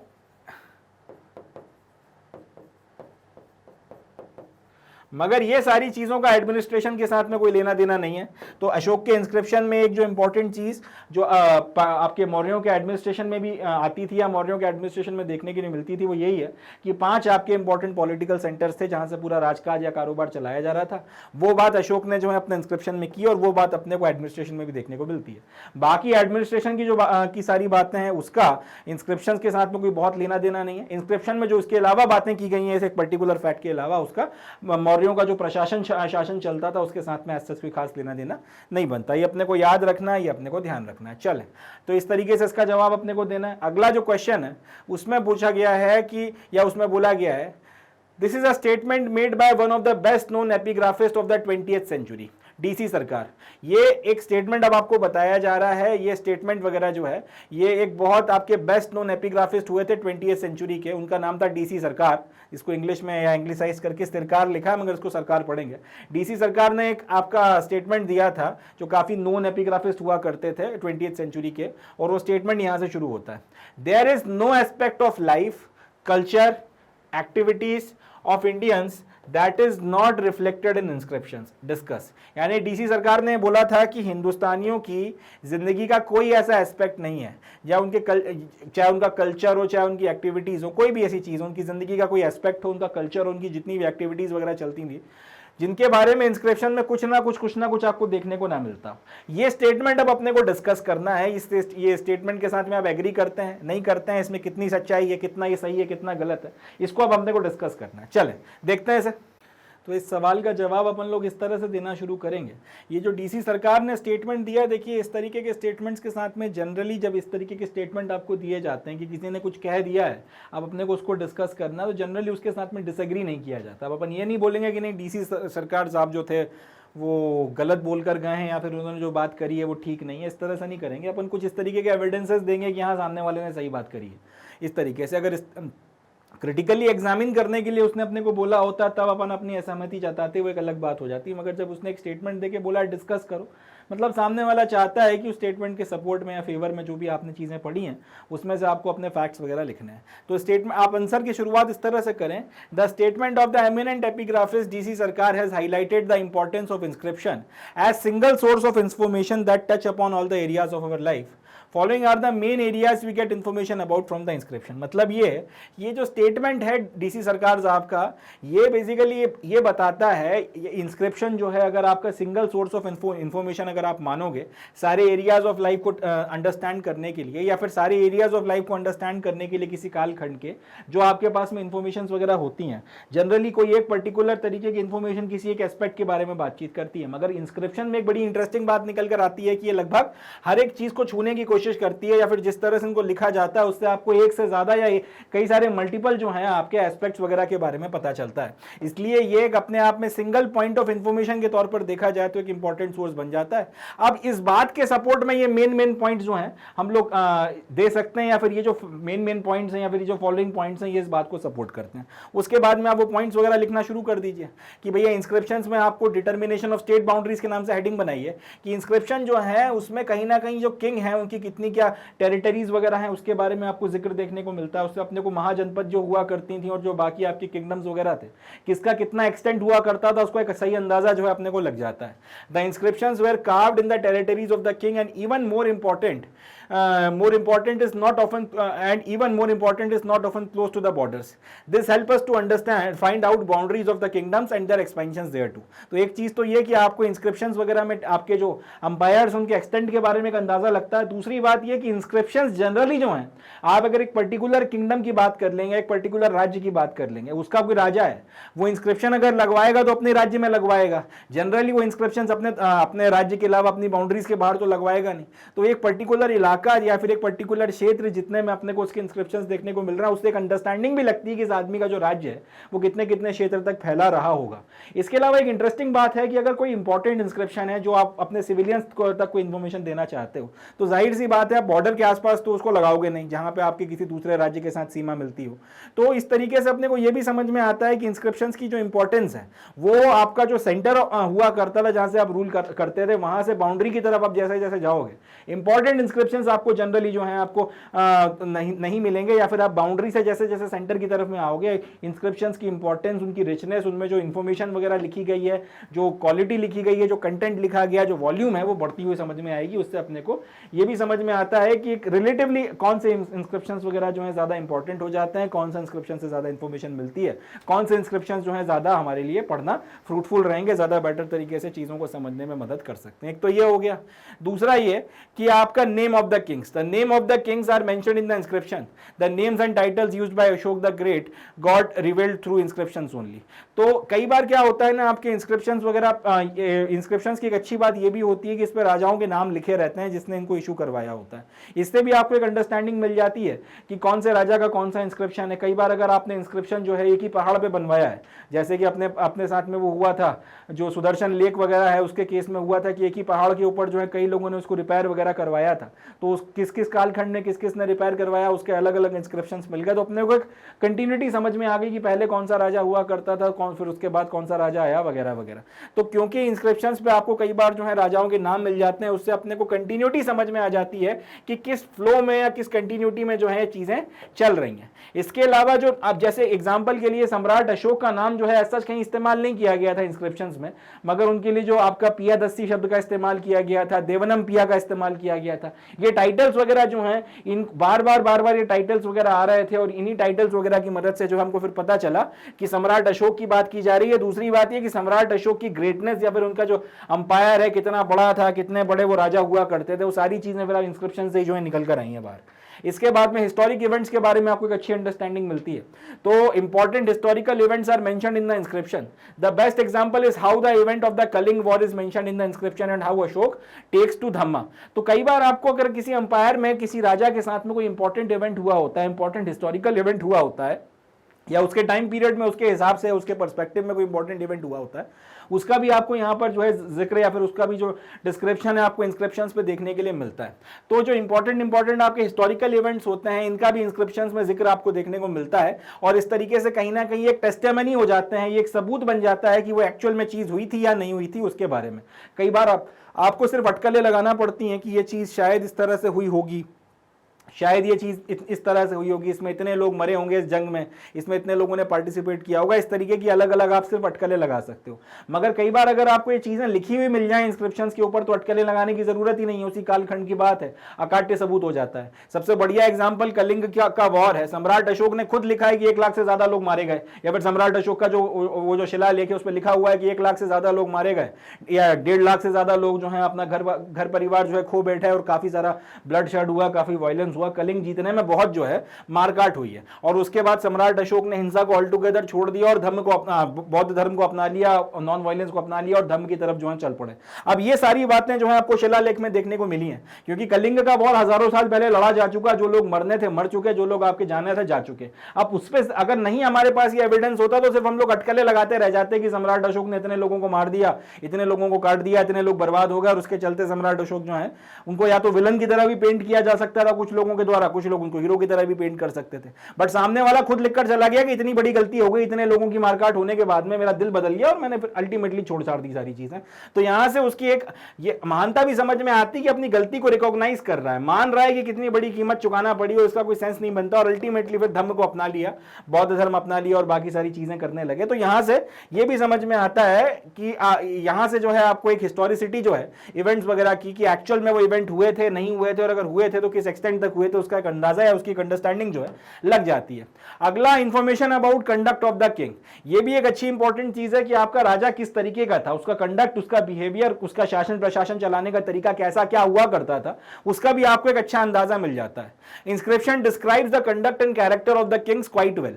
It is through the inscriptions only that we know Ashoka work for the welfare of the masses. तो इंस्क्रिप्शन वगैरह की मदद से कई बार आपको आपके राजा का जो कंडक्ट है, उसका कैरेक्टर है, उसका बिहेवियर है, वो कैसा इंसान था, इसके उसकी पर्सनल कैपेसिटी में वो किस तरीके का व्यक्ति था, उसका काफी अच्छा अंदाजा जो है मिल जाता है। सम्राट अशोक के इंस्क्रिप्शन से हमको पता चला कि अपने मासेस के वेलफेयर के लिए काम करते थे, उन्होंने अपना खुद का नाम छोड़ने के लिए जो है काम नहीं किया, धर्म के प्रचार प्रसार में जो अपने आप को लगा दिया, अपनी बेटी को और अपने बेटे को जो है धर्म के प्रसार के लिए श्रीलंका भेजा और बाकी सारी जगहों पे भेजा, आपका ये अलग अलग स्तूप बनवाया और बाकी सारी चीजें करी, नॉन वायलेंस का ध्यान रखा, और भी काफी सारी चीजें, respect for religions and all religions, माता पिता और बड़ों का जो है सम्मान, ब्राह्मण्स हो गए और जो भिक्खूज वगैरह हो गए उनका सम्मान, और इस तरीके की जो भी बातें वगैरह करी हैं।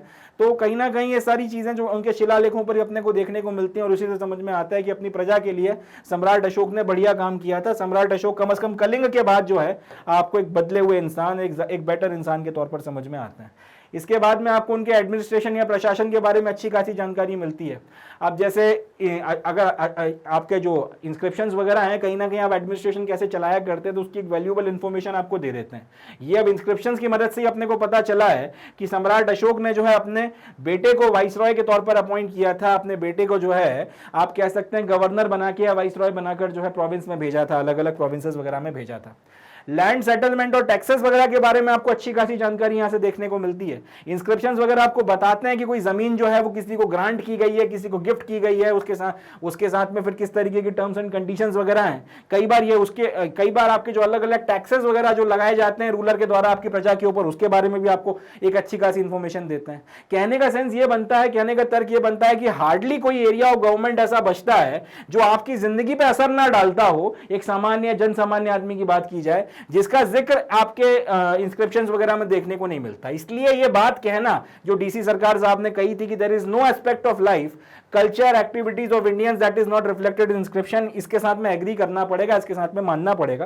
क्योंकि ध्यान से देखिए यहां एपिग्राफ्स में आपको यह समझ में आ रहा है कि किस राजा की कितनी बाउंड्री है, और इससे फिर यह समझ में आता है कि कौन सा राजा जो है कितना बड़ा रहा होगा, उसका शासन या उसका जो अंपायर था कितना बड़ा था, और जितना बड़ा था उसके अनुसार कितना समृद्ध रहा होगा, कितना ताकतवर रहा होगा या कितना कमजोर रहा होगा। राजाओं के नाम और उनका फिर कंटिन्यूटी समझ में आ रही है। हिस्टोरिक इवेंट्स और उसके चलते उसका क्या प्रभाव पड़ा शासन प्रशासन और जनता के ऊपर, जिंदगियों पे, वो समझ में आता है, उसका अनुमान लगाया जा सकता है। आपके कंडक्ट्स किस तरीके के थे, राजा दुष्ट हुआ करते थे, अच्छे अत्याचारी हुआ करते थे, अच्छे हुआ करते थे, इसकी जानकारी मिल जाएगी। इससे आप अंदाजा लगा सकते हो लोग सुखी थे या दुखी थे उसके राज्य में। इसी तरह से प्रशासन कैसे चलाया जाता था, तो प्रशासन का सीधा सीधा असर ही लोगों की जिंदगी पे पड़ेगा, वो भी आपको एक अंडरस्टैंडिंग दे देगा कि क्या जिंदगी रही होगी। और इसके अलावा जमीन वगैरह से रिलेटेड और टैक्सेस से रिलेटेड बाकी सारी चीजें तो डायरेक्टली जो है आपके ऊपर असर डालती हैं, तो ये भी जो है आपको एक अच्छी अंडरस्टैंडिंग देने में मदद करती हैं। तो हार्डली कोई एक ऐसा एरिया बचता है गवर्नेंस का हमारी जिंदगी में जिसका जिक्र आपको इंस्क्रिप्शंस वगैरह में देखने को ना मिलता हो। इसलिए डीसी सरकार की ये बात कि हाँ, हिंदुस्तान की लोगों की जिंदगी का, कल्चर का, कंडक्ट का, बिहेवियर का, एक्टिविटीज का कोई हिस्सा ऐसा नहीं है जिसका जिक्र आप या जिसका रिफ्लेक्शन आपको इंस्क्रिप्शंस में ना देखने को मिलता हो। एक सच्ची बात है, सही बात है, हम इंक्लाइन करते हैं इसके साथ में एग्री करने के लिए। चलें अगला क्वेश्चन देखते हैं। तो ये वाला अपना क्वेश्चन नंबर 7 खत्म है। अब क्वेश्चन नंबर 8 के बारे में बातचीत करते हैं। क्वेश्चन नंबर 8 में बोला गया है, discuss the notions of kingship that developed in the post Mauryan period. मौर्यों का जब वक्त खत्म हो गया उसके बाद में किंगशिप वगैरह किस तरीके, किंगशिप का क्या नोशन था, किंगशिप किस तरह से डेवलप हुई, इसके बारे में या इसकी अंडरस्टैंडिंग या इसके कंसेप्ट को डिस्कस करना है। देखते हैं इसको। तो इस सवाल का जवाब हम लोग इस तरह से देंगे कि देखिए, मौर्यों के बाद का जो वक्त आया है पोस्ट मौर्यन टाइम पीरियड में, ये जो आइडिया था किंगशिप का, यानी कि कौन राज करेगा या किसके पास में राज करने का अधिकार है, इस पर्टिकुलर चीज़ को आपने डिवाइन थ्योरी के साथ में जोड़ दिया। डिवाइन थ्योरी ऑफ स्टेट के साथ में जो है इस चीज़ को जोड़ दिया। मतलब यह है कि इसके पहले तक, मौर्यों के टाइम पीरियड तक की पहले तक की कहानी ये थी कि भैया जो ताकत ला सकता है, जो आपके जिसके पास साथ में सपोर्ट है, वो जो है राजा बन जाए। मगर अब यहाँ पर ये लोग ये बोलने लगे या फिर एक थ्योरी डेवलप करी कि राज करने का अधिकार तो राजा जो है ईश्वर से लेकर आया है। और अब बात ये होने लगी मोनार्क्स के द्वारा कि भाई हमको ईश्वर ने जो है डिवाइन सैंक्शन दिया है, हमें तो ईश्वर ने आज्ञा दी है कि हम लोगों के ऊपर रूल करें। और कई सारे राजाओं ने, कई सारे आपकी डायनेस्टीज ने, कई सारे आपके मोनार्क्स ने इस बात को जो है काफ़ी ज़्यादा फैलाया, काफ़ी प्रचार प्रसार किया ताकि लोगों का सपोर्ट भी मिले ईश्वर के नाम पर, और ईश्वर के नाम पर हम लोग रूल कर रहे हैं ये बात अंदर तक उतारी जाए, ताकि फिर कोई बगावत करने का जो है सपना ना लाए दिमाग में, बगावत करने के बारे में ना सोचे। कुषाणों ने इस आइडिया को खास तौर पर जो है बहुत बड़े लेवल पर जो है इन्होंने इस चीज़ को फैलाया था। अपने नामों के साथ में उन्होंने बड़े बड़े टाइटल्स लगवाए, देवपुत्र और इस तरीके के टाइटल्स वगैरह का इस्तेमाल किया, जिससे कि जनता के बीच में दो संदेश जाएं कि एक तो राजाओं ने जो है इन सारे राजाओं को, क्योंकि ये देवपुत्र हैं और इस तरीके की चीज़ें हैं, तो इसलिए इनको शासन करने का अधिकार जो है ईश्वर से मिला है। और दूसरा, क्योंकि अभी ईश्वर के द्वारा सैंक्शन किए गए अधिकार के तहत में शासन कर रहे हैं, तो इसलिए इनके खिलाफ में जो है ना जाया जाए। इन लोगों ने खूब बड़े लेवल पर जो है इस चीज़ को फैलाया था। और इसी के चलते सेंट्रल एशिया से लेके वेस्ट इंडिया का एक बड़े इलाके तक पर जो है इन्होंने सुकून से रूल किया। इन्होंने बड़े लंबे वक्त तक जो है अपना जो शासन वगैरह है चलाया, और इनको कोई इस तरीके की खास दिक्कत वगैरह जो है ना आई। अब इस तरीके के जो आइडिया को आप प्रचार प्रसार करने वाली मेजर डायनेस्टीज थी, अब उनके बारे में हम लोग थोड़ा डिस्कस करेंगे, उनके बारे में थोड़ा बातचीत करेंगे, और उसके बाद में आप हेडिंग वगैरह बना के लिख सकते हैं कि कुषाण जो किंग्स थे वो अपने आप को देवपुत्र बोला करते थे और अपने आप को गॉडली स्टेटस दिया करते थे। उन्होंने अपने खुद के जो है बड़े बड़े स्टैच्यूज वगैरह जो है बनवाए, टेम्पल्स वगैरह में उनको लगवाया, और यहाँ यहाँ से इस आइडिया को कि हम लोग तो देवताओं के जो हैं वंशज हैं या देवताओं से जो है हम लोग सैंक्शन लेकर रूल कर रहे हैं, इस चीज़ को खूब फैलाया। गुप्ता रूलर जो थे उन्होंने भी इस चीज़ को काफ़ी हद तक जो है आगे बढ़ाया, उस तरीके से नहीं जिस तरह से आपके कुषाणों ने आगे बढ़ाया था, मगर गुप्ता रूलर्स ने भी जो है उन्होंने भी इस पर काफ़ी ज़्यादा काम किया। गुप्ता डायनेस्टी जब फाउंड किया गया उसके बाद में बहुत बड़े बड़े जो है आपके बड़े बड़े साइज के आप कह सकते हैं स्टेट्स वगैरह उस वक्त आपको देखने को मिल रहे थे। अब ये जो स्टेट्स थे वो डिपेंड करते थे सामंतों के ऊपर अपने पूरे शासन को चलाने के लिए। एक बड़ा स्टेट जब आपने बनाया है तो उस वक्त में आप एक जगह से बैठकर पूरे राज्य में या फिर पूरे आपके अंपायर पे शासन नहीं कर सकते। आपको अपने राज्य को कई सारे प्रोविंसेस में डिवाइड करना पड़ेगा और हर एक प्रोविंस जो है सामंत के जिम्मे दिया जाता था। वो लोग फिर जो है इसके ऊपर शासन किया करते थे। अब ये सामंत जो है कई बार आपके राजाओं को जो है हटा सकते थे, इस लेवल तक जो है पावरफुल हो जाया करते थे। तो इसलिए इन पर्टिकुलर तरीके के सामंतों को जनता का सपोर्ट ना मिले या फिर वो लोग खुद जो है कोशिश ना करें, इसलिए ये पर्टिकुलर बात कि भाई जो ईश्वर, ये राजा जो है वो ईश्वर का अवतार होता है, डिवाइन है, ये है, इस तरीके के कंसेप्ट वगैरह को आगे बढ़ाया गया था। अब अगर आप लिटरेचर में देखोगे तो कॉइन या फिर अगर आप कॉइन्स वगैरह देखोगे, इंस्क्रिप्शंस वगैरह देखोगे तो उसमें भी जो है आपको इन सारी चीज़ों के बारे में काफ़ी कुछ देखने के लिए मिलता है। इन सब, चाहे आप लिटरेचर पढ़ लो, कॉइन्स पढ़ लो, इंस्क्रिप्शंस वगैरह देख लो, इससे अपने को समझ में आती है उस वक्त की हिस्ट्री और उस वक्त का जो ये कंसेप्ट वगैरह था आपका डिवाइन किंग का, या फिर ये जो आपका जो ये पर्टिकुलर कंसेप्ट है जिसमें आप ये बोल रहे हो कि रूल करने का जो ये डिवाइन थ्योरी है, इसकी जो बातचीत होती थी, इसके बारे में भी जो है आपको काफ़ी अच्छे से समझ में आता था। कई बार आपके पोएट्स वगैरह भी जो थे आपके मोनार्क की प्रेयर्स में या फिर मोनार्क वगैरह की जो है आपकी प्रेज में अच्छी अच्छी बातें करते हुए काफ़ी कुछ लिखा करते थे। उससे भी अपने को उनकी इस हिस्ट्री के बारे में या फिर जो किंगशिप का कंसेप्ट है उसके बारे में काफ़ी अच्छा अंदाज़ा लगता था। इसका एक एग्जांपल आपको प्रयाग प्रशस्ति में देखने के लिए मिल जाता है। हरिसेना जो थे उन्होंने समुद्रगुप्त को आपका ग्रेट गुप्ता रूलर के तौर पर और पर जो है इनको कहा था और इस तरीके की बातचीत वगैरह की थी। तो इस तरीके से आपका जो किंगशिप का कंसेप्ट है इसमें 4-5 बातें अपने को समझ में आती हैं। एक तो अपने आप को राजा जो थे अपने आप को ईश्वर से जोड़ रहे थे या फिर ईश्वर से जो है उनको सैंक्शन मिला हुआ है, सारी बातें कर रहे थे। दूसरा, बड़े बड़े शासन वगैरह जो चलाए जा रहे थे, क्योंकि अब बड़े बड़े अंपायर जब गुप्ताओं के टाइम पीरियड में बने, उसके चलते ये आपके पूरे के पूरे अंपायर को जब कई सारे पार्ट्स में डिवाइड किया गया तो सामंतों के हाथ में जिम्मेदारी दी गई और इस तरीके से आपका पावर का डेलीगेशन जो है उसका भी नोशन शामिल हुआ और ये किंगशिप के नोशन के साथ में मिलाकर जो है इस चीज को आगे बढ़ाया गया। इसके अलावा आपके राजाओं को जो है कहीं ना कहीं बहुत ज्यादा आपका प्रेज किया जाता था, राजाओं के बारे में बड़ी बड़ी बातें कही जाती थी, इनके बारे में आप कह सकते हैं फोल्कलोर्स और दंत कथाएं बना बना के फैलाई जाती थी ताकि एक तो जनता के बीच में सपोर्ट बना रहे, फियर बना रहे, वेनिरेशन बना रहे और कहीं ना कहीं बगावत वगैरह को करने को कोई तैयार ना हो, किसी के मन में ख्याल ना है और अगर कोई करने की कोशिश करे तो जनता का या पॉपुलर सपोर्ट उसको ना मिले। चले, इस तरह से इस सवाल का जवाब होता है। अगला question number 9, to what extent were agricultural practices transformed in the period under consideration. यानी कि जो हम लोगों ने बातचीत करी है आपके सेकंड चैप्टर में 6th century before common era से लेके 6th सेंचुरी या 7th सेंचुरी कॉमन एरा तक की जो बातचीत करी गई है, इसमें भी खास तौर पे जो आपकी 6th सेंचुरी कॉमन एरा से लेके आपके 6th century before common era से लेकर आपके जो 1st सेंचुरी कॉमन एरा तक के बीच में खास तौर पर एग्रीकल्चर में क्या क्या ट्रांसफॉर्मेशंस वगैरह आए थे, इसके बारे में अपने को बातचीत करनी है। सेकंड चैप्टर में जो पीरियड हम लोगों ने पढ़ा है उसमें एग्रीकल्चरल प्रैक्टिसेस किस तरह से ट्रांसफॉर्म हुई थी वो बताते हैं, वो हमको समझाना है। तो 6th सेंचुरी बीसी के बाद से आप एक बात देखते हो कि जो टैक्स वगैरह की डिमांड थी राजाओं के द्वारा वो ज्यादा कर दी गई, वो ज्यादा मात्रा में अब टैक्स वगैरह मांगने लगे। अब ये जो राजाओं के द्वारा टैक्सेस की डिमांड ज्यादा कर दी गई थी, इसको मीट करने के लिए ज्यादा मात्रा में जो टैक्सेस मांगे जा रहे हैं, जो एक्सेसिव टैक्सेस मांगे जा रहे हैं, इसको देने के लिए आपको अपना प्रोडक्शन बढ़ाना पड़ेगा। उसके बिना ये काम हो नहीं सकता। खेती किसानी जो आपका मेजर पेशा बना हुआ था, इसमें जब आप टैक्स वगैरह आपसे ज्यादा मांगा जा रहा है तो टैक्स वगैरह ज्यादा देने के लिए आपको प्रोडक्शन ज्यादा करना पड़ेगा। अगर आप प्रोडक्शन बढ़ा दोगे तो ऑब्वियस सी बात है फिर जो बढ़ा हुआ टैक्स है उसको आप पे कर सकते हो, मगर अगर आपका प्रोडक्शन नीचे चला गया तब फिर आप जो है ये टैक्स वगैरह बढ़ा हुआ पे नहीं कर पाओगे। ये एक इंपॉर्टेंट बात है, इसको अपने को समझना होगा। तो सबसे प्राइमरी रीजन जिसके कारण एग्रीकल्चर में ट्रांसफॉर्मेशन आया या एग्रीकल्चर में ट्रांसफॉर्मेशन आना शुरू हुआ वो ये था कि आपके राजाओं के द्वारा टैक्स की जो डिमांड थी 600 बिफोर कॉमन एरा के बाद में वो बढ़ने लगी और इस डिमांड डिमांड को मीट करने के लिए जो है आपको अपना प्रोड्यूस वगैरह जो है बढ़ाना पड़ा। ये जो एक्सेसिव डिमांड्स हो रही थी, जब तक आप ज्यादा मात्रा में जो है आप प्रोडक्टिविटी नहीं बढ़ाओगे तब तक इसको मीट नहीं किया जा सकता था। नतीजा ये निकला कि आपको एक नए तरीके का ट्रांसफॉर्मेशन अपने एग्रीकल्चर में देखने के लिए मिला। इसके चलते नए तरीके के टूल्स और नए तरीके के एग्रीकल्चरल प्रैक्टिसेस वगैरह जो है निकल कर आने लगी। थोड़ा सा उसके बारे में बातचीत करेंगे। सबसे पहले तो हल का इस्तेमाल होना शुरू हो गया, यूज ऑफ प्लॉ, हल जो है वो इस्तेमाल होना शुरू हो गया और बहुत कॉमनली जो है इस्तेमाल होने लगा। इसका इतना ज्यादा जो है इसके पहले इस्तेमाल आपको देखने को नहीं मिल रहा था जितना भी 600 बिफोर कॉमन एरा में अब के बाद से आपको देखने को मिला। उसके पहले इतना ज्यादा हल का इस्तेमाल आपको समझ में नहीं आता।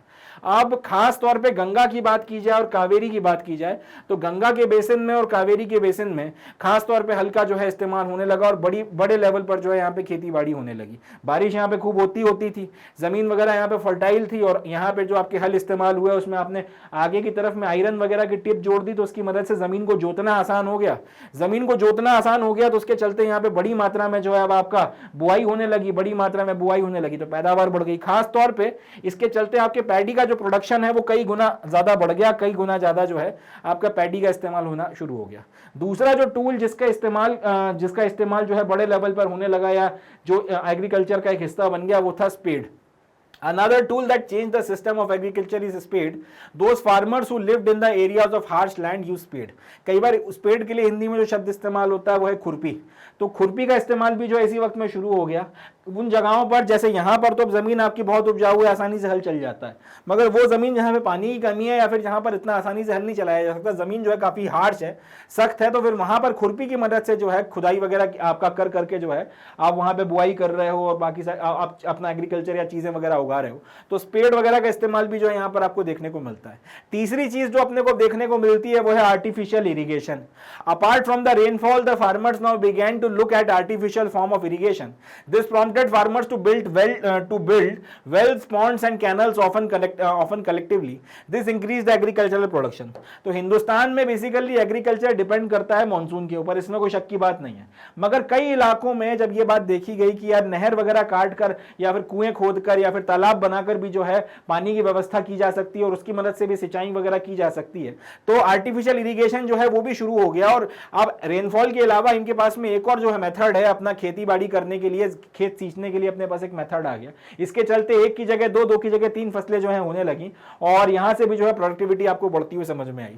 तो इसके चलते जब आपको समझ में आ गया कि इरिगेशन के बहुत सारे फायदे हैं और अलग अलग तरीके हैं, नहर काट कर आप इरिगेशन कर सकते हो, आपके कुएं खोद के कर सकते हो, पॉन्ड्स वगैरह बना के कर सकते हो, तो उसके बाद में इसके चलते फार्मर्स ने फिर कलेक्टिवली अपने, या अगर खुद करवा सकते थे तो खुद के कुएं खुदवाए या फिर अपने तालाब वगैरह खुदवाए, और अगर नहीं खुद करते बन रहा था तो सब लोगों ने इकट्ठा मिलकर जो है तालाब खुदवाए, आपके पॉन्ड्स वगैरह जो है उनको बनवाया, कई बार आपने कैनल्स वगैरह को बनवाया। कई बार ये होता था कि राजा खुद भी जो है कैनल्स वगैरह बनवाने में मदद करते थे क्योंकि उनको पता था कि इससे जो प्रोडक्शन बढ़ेगा तो उसके चलते ज्यादा मात्रा में जो है टैक्स का कलेक्शन आएगा। तो इन सब चीजों के चलते हुआ यह कि एग्रीकल्चरल प्रोडक्शन जो है मैनीफोल्ड जो है बढ़ गया। ट्रांसप्लांटेशन का जो मेथड है आपका, जो चावल वगैरह बनाते हैं उसका इस्तेमाल वगैरह जो किया जाने लगा, उसके चलते भी जो है बड़ी मात्रा में जो आपकी बुआई वगैरह होती थी उसमें जो आप बो रहे हो उसमें से काफी हद तक जो है आपका सर्वाइव कर जाता था और वो फिर उसमें से आपको फसल ज्यादा मिलती थी। ये सारी चीजें आपको देखने को मिलती हैं। तो प्रोडक्शन जो है कुल मिलाकर हम लोग ये कह सकते हैं जो नई टेक्नोलॉजी वगैरह आपकी सोसाइटी में आ रही थी इसके चलते प्रोडक्शन वगैरह जो है बड़े लेवल पर बढ़ने लगा। अब जब एक बार प्रोडक्शन बड़े लेवल पर बढ़ने लगा नई टेक्नोलॉजी और नए टूल्स की मदद से, तो इसके चलते सोसाइटी में भी जो है नई नई लेयर्स बनने लगी, नए नए स्ट्रेटास जो है आपको या फिर नए नए आपको जो सेक्शंस हैं सोसाइटी में दिखने लगे। अगर हम लोग बुद्धिस्ट लिटरेचर की बात करें तो आपको बड़े और छोटे किसानों का जो है जिक्र उसमें देखने को मिलने लगा। कई बार आपकी गृहपति या फिर गहापति जो है उनका जिक्र आपको देखने को मिलने लगा। गृहपति भी बोला जाता है इनको, कई जगहों पे गहापति भी जो है बोला जाता है, तो इनका भी जो जिक्र है आपको देखने को मिलने लगा। इसी तरीके का जिक्र आपको तमिल लिटरेचर में भी देखने को मिलता है। विलेज हेड जो है उसकी पोजीशन कई बार आपकी हेरिडेटरी होने लगी, यानी कि उसी का बच्चा जो है वो विलेज हेड बनेगा, उसके बाद उसका बच्चा जो है वो विलेज हेड बनेगा, उसके बाद उसका बच्चा जो है विलेज हेड बनेगा। तो कई बार हेरिडेटरी पोजीशन वगैरह जो है वो इनको दी जाने लगी। इस सब चीजों के चलते एक बहुत इंपॉर्टेंट बात जो निकल कर आई, जब एग्रीकल्चर इतना इंपॉर्टेंट होने लगा, इतना ज्यादा ट्रांसफॉर्मेशन जब एग्रीकल्चर में आने लगा, जमीन अपने आप में एक इंपॉर्टेंट चीज बन गई। जमीन अपने आप में एक बहुत रेलेवेंट, एक बहुत इंपॉर्टेंट टूल के तौर पर, एक बहुत इंपॉर्टेंट चीज के तौर पर निकल कर आई, और आज तक हिंदुस्तान के समाज में जमीन या जमीन का स्वामित्व जो है अपने आप में एक बहुत इंपॉर्टेंट रोल अदा करता है, बहुत इंपॉर्टेंट रेलेवेंस रखता है। तो इस तरीके से क्वेश्चन नंबर 9 का जवाब बनकर खत्म होता है। अब हम लोग क्वेश्चन नंबर 10 की बात करते हैं, देखते हैं सर। तो अब आता है क्वेश्चन नंबर 10। क्वेश्चन नंबर 10 में इनको ये हमसे कह रहे हैं कंपेयर मैप 1 एंड मैप 2। दो मैप दिए हुए हैं, मैं भी आपको दिखाऊंगा आगे। तो ये कह रहे हैं कि उन दोनों मैप्स को कंपेयर करिए and list the mahajanapadas that might have been included in the Mauryan empire. पहले तो उन महाजनपदों के नाम आप लिख दीजिए, लिस्ट कर दीजिए जो मौर्यन एम्पायर में शामिल हो गई थी या फिर जिनको मौर्यों ने अपने एम्पायर में शामिल कर लिया था। दूसरा, are any Ashokan inscriptions found in these areas. अब हमको ये बताना है कि इन इलाकों में कौन में अशोकन इंस्क्रिप्शंस, ये जो महाजनपद के इलाके हैं जो मौर्यन एम्पायर में शामिल हो गए थे, इसमें से कौन कौन से इलाकों में जो है आपको अशोकन इंस्क्रिप्शंस देखने के लिए मिलते हैं। चलें, तो ये जो सवाल है इसके पहले दोनों मैप्स को देखना जरूरी है।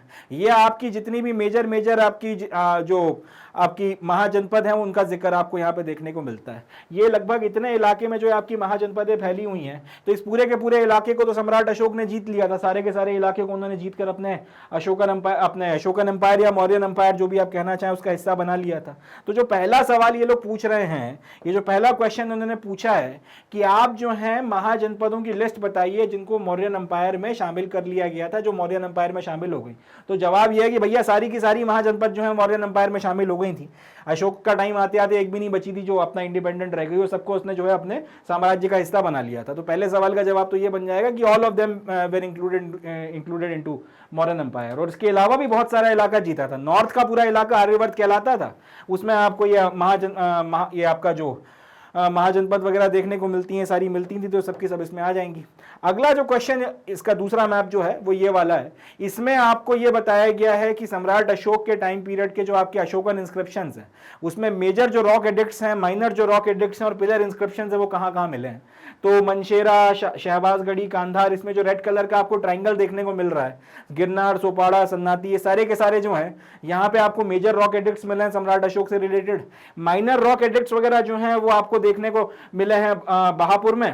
और इसके अलावा आपके जो पिलर इंस्क्रिप्शंस वगैरह हैं कि पिलर वगैरह पे आपको चीजें मिल गई हैं सम्राट अशोक से रिलेटेड, तोपाड़ा, मेरठ और बाकी सारे इस तरीके के जो आपके अलग अलग जो हैं पिलर इंस्क्रिप्शंस वगैरह हैं, ये सारे हो गए। अब इन्होंने हमसे ये पूछा है यहाँ पर कि आपको यहाँ पर अशोक के जो इंस्क्रिप्शंस हैं वो इनमें से कौन कौन से इलाके में देखने के लिए मिले।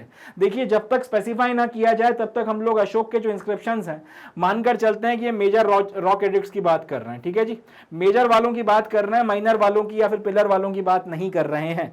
अगर उस पॉइंट ऑफ व्यू से चला जाए तो वो जो मेजर रॉक एडिक्ट्स आपको कहां कहां देखने को मिलते हैं वो देख लेते हैं। सन्नाती, सोपाड़ा, गिरनार, कांधार, मनशेरा, शहबाजगढ़ी, कलसी और आपका कलिंग और शिशुपालगढ़, यहाँ पर जो है आपको मेजर रॉक एडिक्ट्स मिले हैं। मगर ध्यान से सवाल को फिर से पढ़िए। इसमें इन्होंने हमसे दो सवाल पूछे हैं कि कौन कौन सी महाजनपद जो है, तो वो शामिल हो गई थी मौर्यन एम्पायर में, और ये इन महाजनपदों में से किस किस में आपको अशोकन इंस्क्रिप्शंस देखने के लिए मिले हैं। कलिंग तो कभी किसी महाजनपद का पार्ट एज सच था नहीं, ये आर्यवर्त का इलाका तो पूरा का पूरा ऊपर नॉर्थ में आ जाता है। तो इसलिए ये जो सवाल है कि आपको कहां कहां पर मेजर रॉक या फिर आपको जो अशोकन इंस्क्रिप्शंस, जो मेजर वाले अशोकन इंस्क्रिप्शंस हैं या जो रॉक एडिक्ट्स वगैरह हैं वो कौन कौन से आपकी महाजनपद में देखने के लिए मिले हैं। तो 3 आप या 4 नाम जो है मेजर निकल कर आते हैं। पहला आपका सन्नाती, दूसरा सारनाथ, तीसरा मेरठ और चौथा कांधार। यहां पर जो है आपको देखने के लिए अशोकन इंस्क्रिप्शंस वगैरह मिले। तो इस तरीके से जो है इस वाले सवाल का जवाब हम लोग देकर खत्म करेंगे। एंड इसी के साथ में जो है अपना ये जो आपका एनसीईआरटी सॉल्यूशंस के जो सारे के सारे क्वेश्चंस वगैरह ये सारे भी अपने यहाँ पर समाप्त होते हैं। तो ये यहाँ पर आके अपना जो सेशन वगैरह है बेसिकली इसके जितना भी कंटेंट वगैरह हमको करना था वो सारी की सारी बातें खत्म होती हैं और लेक्चर भी जो है अपना यहीं पर समाप्त होता है। So with this we come to end of today's session. Lecture तो अपना यहाँ पे खत्म हो गया, मगर समाप्त करने के पहले, आप लोगों से बाय बोलने के पहले मैं आप लोगों को एक बात और बताना चाहूँगा कि जैसा मैंने सेशन की शुरुआत में आपको कहा था कि मैग्नेट ब्रेन्स पर आपको सारा quality educational content exclusively free of cost provide कराया जाता है। तो ये सारा का सारा जो क्वालिटी कंटेंट है आप 3 तरह से या 3 तरीकों से देख सकते हो। पहला तो आप इसको हमारे यूट्यूब के चैनल पर देख सकते हैं, दूसरा आप इसको हमारे मैग्नेट ब्रेन्स की वेबसाइट पर जाकर देख सकते हैं, और तीसरा आप इसको हमारा मैग्नेट ब्रेन्स का ऐप डाउनलोड कर उसके ऊपर भी जो है इसको देख सकते हैं। यहाँ पर आपको ये सारा का सारा quality educational content exclusively free of cost access करने के लिए मिल जाएगा। अब ये आपके मोबाइल फ़ोन पर भी चल जाएगा, मोबाइल फ़ोन की स्क्रीन पर भी चल जाएगा, आपके टैबलेट पर भी चल जाएगा, आपके पीसी पर भी चल जाएगा, तो जिस पर भी आप इसे देखना चाहें देख सकते हैं। इसके अलावा आपको इसके रिवीजन के लिए नोट्स की भी ज़रूरत पड़ती है, क्योंकि हम ये भी समझते हैं कि एक लेक्चर को आप या वीडियो को आप 2 बार 3 बार 4 बार देख सकते हो, बाद में अगर आपको रिवाइज करने के लिए पूरा फिर आप लेक्चर नहीं देखोगे, आपको नोट्स वगैरह की ज़रूरत पड़ती है। तो ये नोट्स भी आपको प्रोवाइड करवाए जाते हैं बुक्स के फॉर्म में, हार्ड कॉपी और आपके सॉफ्ट कॉपी यानी कि ई बुक्स के फॉर्म में भी। इसका भी लिंक्स वगैरह आपको डिस्क्रिप्शन में देखने के लिए मिल जाएंगे, तो यहाँ से आप इनको भी जो है एक्सेस कर सकते हैं। इसके अलावा अगर आपके मन में कोई और डाउट है, कोई और शंका है, कोई और शुबा है, कोई और नई डिमांड है, कोई आप कुछ और भी चाहते हैं, तो उसके बारे में भी आप हमें हमारे वेरियस सोशल मीडिया प्लेटफॉर्म्स की मदद से बता सकते हैं। तो जो भी मेथड आपको ठीक लगे, जो भी तरीका आपको ठीक लगे, उसकी मदद से आप ये कंटेंट वगैरह एक्सेस करें। इसका जितना हो सके उतना ज़्यादा इस्तेमाल करें, दूसरों को भी इसके बारे में बताएं, खुद का भी भला करें, दूसरों का भी भला करें, मेहनत करते चलें, ज्ञान लेते चलें, एनलाइटन होते चलें और सफलता और तरक्की के रास्ते पर आगे बढ़ते चलें। इसी नोट पे I would be calling it the day and concluding the session.